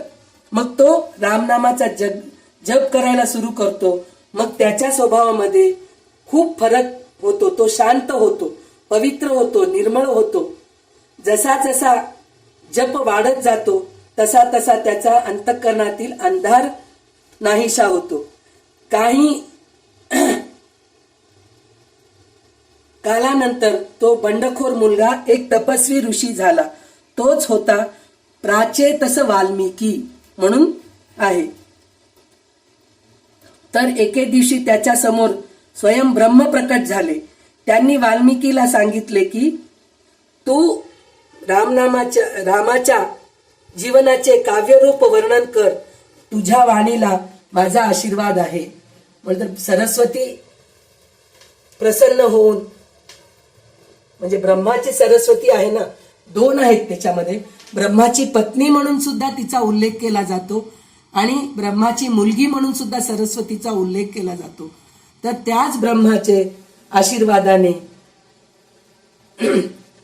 वाल्मिकी ऋषींच्या वाणीला शुद्धता मिळते आणि त्यांच्या मुखातून रामायण हे निर्माण झाले आणि लिखाण सुद्धा झाले. तेच रामायण आपण उद्यापासून ऐकणार आहोत. आणि ब्रह्मदेवाच्या आज्ञेने, अंतःकरणातील करुणेने प्रेरित होऊन वाल्मिकी ऋषींनी रामायण या दिव्य ग्रंथाची रचना केली. तर रमंती इति राम म्हणून सांगितलेलं आहे. रमंती म्हणजे रममाण, ज्यामध्ये जीव रममाण होतात, आनंद घेतात, तो राम आहे. जो स्वतःमध्ये आनंद घेतो आणि ज्याच्यात मन रमते तोच राम आहे. आणि ज्याच्यात भक्ताचे मन रमते तोच राम आहे असं म्हणून सांगितलेलं आहे. तर काळ पुढे सरकत गेला आणि अनेक वर्ष लोटली गेली. अयोध्येत राज्य करत असताना लोकांच्या निंदेमुळे श्रीरामांनी अत्यंत कठीण निर्णय घ्यावा लागला. त्यांनी गर्भवती स्त्री सीतेला वनात पाठविण्याचा आदेश दिला. लक्ष्मण अत्यंत दुःखी मनाने सीतेला वनवासात वनात घेऊन गेला. परंतु त्याला ठाऊक होते की तिचे रक्षण होणे आवश्यक आहे. म्हणून त्यांनी सीतेला सुरक्षितपणे वाल्मिकी ऋषींच्या आश्रमात सोडले. म्हणजे आता आपल्याला इथून थोडस रामायणाकडे वळल्याचे आपण वाटेत चाललो आहोत. म्हणजे वाल्मिकी ऋषींनी सीतेचे अत्यंत आदराने स्वागत केले, तिला आश्रय दिला. त्या पवित्र आश्रमात सीता राहू लागली. काही काळानंतर सीतेने 2 तपस्वी पुत्रांना जन्म दिला. लव आणि कुश हे दोघे अत्यंत पराक्रमी, विद्वान आणि गुणी होते. वाल्मिकी ऋषींनी त्यांचे सांगोपन केले, त्यांना वेदशास्त्राचे ज्ञान दिले आणि विशेष म्हणजे रामकथेचे शिक्षण दिले.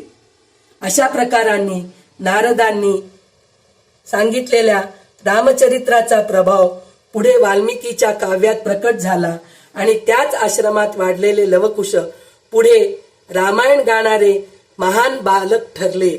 आपल्याला ते गीत रामायण मध्ये आहे ना, स्वये श्री राम प्रभू ऐकती, कुशलव रामायण गाती, कुशलव रामायण गाती, असं आपण ते गीत रामायणामध्ये ऐकतो. तर त्याचप्रमाणे इथे लवकुश स्वतः वाल्मिकींकडून रामायण शिकून स्वतः आपल्या पित्यासमोर अयोध्येमध्ये जाऊन रामायण सांगतात. हे सगळं आपल्याला पुढे ऐकायला मिळणार आहे. त्यानंतर सूत मुनी म्हणाले, हे मुनिवरांनो, आपण सर्वांनी ऐका. महात्मा नारदांनी सनतकुमारांना रामायण नावाच्या या महान काव्याचे गान ऐकविले. ते सर्व पापांचा नाश करणारे आहे आणि दुष्ट ग्रहांचा बाधेचे निवारण करणारे आहे. ते सर्व वेद आणि वेदतत्वांचा मतांशी सुसंगत आहे. त्याच्या श्रवणाने सर्व दुःखांचा नाश होतो. धर्म, अर्थ, काम, मोक्ष या 4ही पुरुषार्थाची प्राप्ती करून देणारे, महान फल देणारे आणि अपूर्व पुण्यमय असे हे काव्य आहे म्हणून सांगितले. म्हणून आपण सर्वांनी एकाग्र चित्ताने त्याचे श्रवण करावे. तो आपल्याला सर्व पापांपासून मुक्त होऊन आपल्याला 21 पिढ्यांसह रामचंद्रांच्या त्या परमधामाला घेऊन जातो, जिथे गेल्यावर मनुष्याला कधीही शोक करावा लागत नाही. म्हणजे विचार करा, फक्त आपल्या एकट्यापुरतच नाहीये हे रामायण. आपण जर रामायणाचा खरोखर अभ्यास केला आणि त्याच्याप्रमाणे जर आपण वागलो तर आपल्या 21 पिढ्या उद्धार होतात म्हणून सांगितलेले आहे. कलियुगात रामायणाचे महत्व अतिशय गहन आहे आणि उपयुक्त आहे. आजकालच्या काळात मानवाला मानसिक अस्थिरता, ताण, लोभ, अहंकार आणि नैतिक अधपतन याचा सामना करावा लागतो. अशा वेळी रामायण हे जीवनाला योग्य दिशा देणारे दिव्य मार्गदर्शन आहे म्हणून सांगितलेलं आहे. तर ह्याच्यात आपल्याला एक 5-6 या ग्रंथामधून शिकण्यासारखे काय आहे 5-6 उदाहरण दिलेले आहेत. एक म्हणजे धर्म आणि नीती शिकवणारे ग्रंथ आहे. रामायणात श्रीराम यांचा आदर्श जीवन मार्ग दाखविला आहे. त्यांनी कोणत्याही परिस्थितीत धर्म सोडला नाही. कलियुगातही सत्य, कर्तव्य आणि प्रामाणिकपणा कसा पाळावा हे शिकवते. आणि दुसरे म्हणजे आदर्श कुटुंब जीवन आहे. राम, सीता, लक्ष्मण आणि भरत यांचे अतिशय आदर्श आहे. आजच्या तुटलेल्या नात्यांमध्ये प्रेम, त्याग आणि समजूत कशी ठेवावी हे समजते. म्हणजे रामायण ऐकले तर भावांमध्ये कौटुंबिक जे गैरसमजुती असतात ते दूर होतात म्हणून सांगितलेले. संकटांवर मात करण्याची प्रेरणा मिळते. म्हणजे वनवासात राहून सुद्धा, सीतेचे अपहरण झाल्यानंतर सुद्धा अधर्मावर धर्माचा विजय व्हावा म्हणून रावणाचा वध करून अधर्मावर विजय गाजवले. म्हणजे संकटावर मात करण्याची शक्ती आपल्याला मिळते म्हणून सांगितलेले. भक्ती आणि श्रद्धेचा महत्व.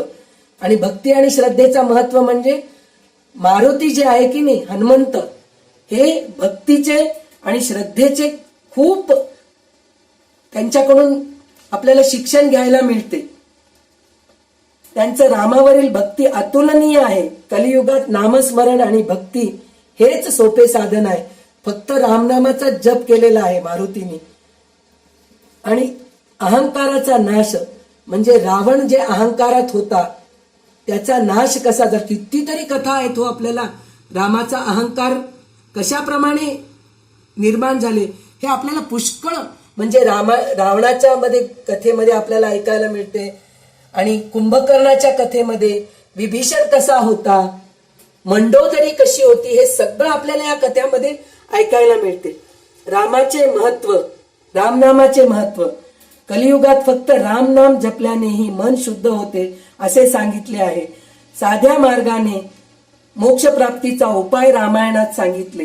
कलियुगात रामायण हे केवळ कथा नसून जीवन जगण्याचा आदर्श मार्गदर्शक आहे. ते आपल्याला धर्म, कर्तव्य, प्रेम, त्याग आणि भक्ती याचे अमूल्य धडे देत असते म्हणून सांगितले. तर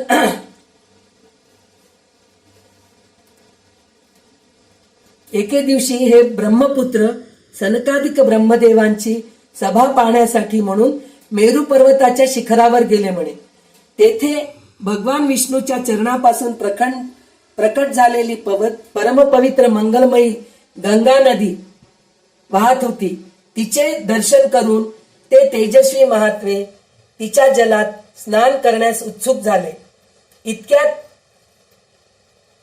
नारद मुनी भगवान नारायणाच्या नामाचा उच्चारण करत तेथे आले.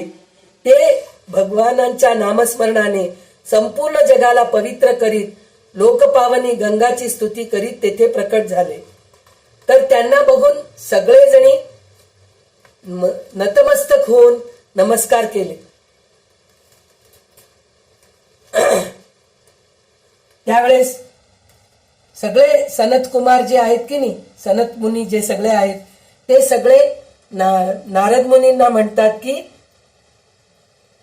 श्रीहरीच्या स्वरूपाचे ज्ञान कसे प्राप्त होते हे आम्हाला कृपा करून विवेचन करा म्हणून सांगितलेले आहे.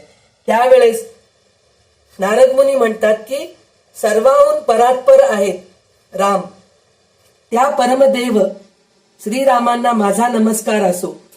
ज्यांचे जीवनस्थान परमधाम आहे, जे उत्कृष्ट आहेत, तसेच जे सगुण आणि निर्गुण अशा दोन्ही स्वरूपात आहेत, त्या श्रीरामांना प्रणाम करतो आणि त्यांच्याबद्दल मी थोडे सांगतो म्हणून म्हणतात. ज्यांच्या नामस्मरणाने मोठे मोठे पापी सुद्धा पावन होतात, त्या परमात्म्याचे स्तवन माझ्यासारख्या तुच्छ बुद्धीच्या प्राण्याने कसे सांगावे. नारद मुनीच म्हणतात तुच्छ बुद्धी म्हणून, तर आपण कुठे आहोत विचार करा. जे द्विजघोर कलियुगात रामायण कथेचा आश्रय घेतात, जरी त्याची कृत्ये विकृत असली तरी त्यांना सदैव नमस्कार करावा म्हणून सांगितलेले. म्हणजे जे रामायण ऐकतात, रामायण सांगतात, त्यांना नमस्कार करावं जरी त्यांची कृत्ये वाईट असली तरी, कारण ते रामायण ऐकून पुढे त्यांच्यामध्ये खूप फरक होतो, म्हणून त्यांना आपण नमस्कार करावं असं नारद मुनी स्वतः सांगत आहेत. तेथे सनत कुमार विचारले की संपूर्ण धर्माचे फल देणारी ही रामायण कथा कोणी वर्णन केली आहे, कोणत्या महिन्यात ऐकल्यास विशेष फलदायी ठरते, हे मुनी आमच्यावर आपली कृपा असेल तर कृपया काही यथार्थपणे सांगा म्हणून ते सांगतायत.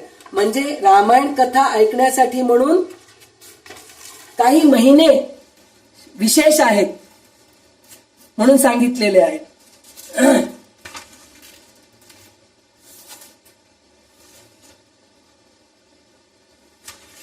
आता आपल्याला उद्या कोणत्या महिन्यामध्ये रामायण ऐकले तर काय फळ मिळते ही कथा सुरुवातीला ऐकून आपण रामायणाची सुरुवात करणार आहोत. तर आज इथे मला जसे समजले, मी जसे शिकले, त्याप्रमाणे मी तुमच्या समोर थोडक्यात सांगायचा प्रयत्न केले. मी खूप अभ्यास केले, पण तुमच्या समोर सांगताना खूप संक्षिप्त होऊन जाते. ते कसे काय होते मला माहित नाही. अभ्यास करायला वेळ खूप लागतो, पण सांगण्यात पटकन होऊन जाते. तर त्याच्यासाठी मी परत म्हणते की मला जे काही समजले ते तुमच्या समोर मी सांगायचा खूप चांगले सांगायचा मी प्रयत्न केले. तर ह्याच्यात काही चुक्या असतील तर मला क्षमा करा. आणि हे माझ्या अभ्यासात कमी आहे म्हणून असे होते. आणि जे काही चांगले गोष्टी तुम्हाला समजले ते भगवंताच्या कृपेने समजले असे समजा. राजाधिराज रामचंद्र भगवान की जय. करचरणं कृतं वा कायजं कर्मजं वा श्रवणनयनजं वा मानसं वा अपराधं विहितं वा सर्वमेतत्क्षमस्व. जय जय करुणाब्धे श्री महादेव शंभो. श्री महादेव शंभो. सीता रामचंद्र भगवान की जय.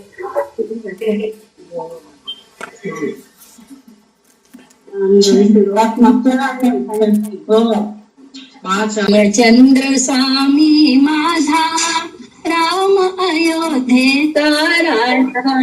रामचंद्र स्वामी माझा राम अयोध्येचा राजा. राम सज्जनांचा त्राता हाती धनु पृष्ठी भाता. राम दुर्जनांचा वैरी राम त्राटिकेसी मारी. रामचंद्र स्वामी माझा राम अयोध्येचा राजा. रामचंद्र स्वामी माझा राम अयोध्येचा राजा. रामे धनुष्य मोडिले नाते सीतेशी जोडिले. राम जानकीचा नाथ पराक्रमी पुण्यव्रत. रामचंद्र स्वामी माझा राम अयोध्येचा राजा. राम वनवासी झाला पितृवचनी गुंतला. रामे भुलावण केली शूर्पणखा विटंबिली. राम शूर शिरोमणी एक पत्नी एक वाणी. रामचंद्र स्वामी माझा राम अयोध्येचा राजा. राम राक्षसे भोवली सीता दशानने केली. राम लोचने पेटली रामी निद्राळ लावाली. रामचंद्र स्वामी माझा राम अयोध्येचा राजा. रामे सैन्य मेळविली चाल लंकेवरी केली. राम आला रामे सागर जिंकेला. रामचंद्र स्वामी माझा राम अयोध्येचा राजा. राम आळवितो कोण जळी पडले पाषाण. मरू घातला रावण मार्ग चाले रामायण. रामचंद्र स्वामी माझा राम अयोध्येचा राजा. रामचंद्र स्वामी माझा राम अयोध्येचा राजा. रामचंद्र महाराज की जय.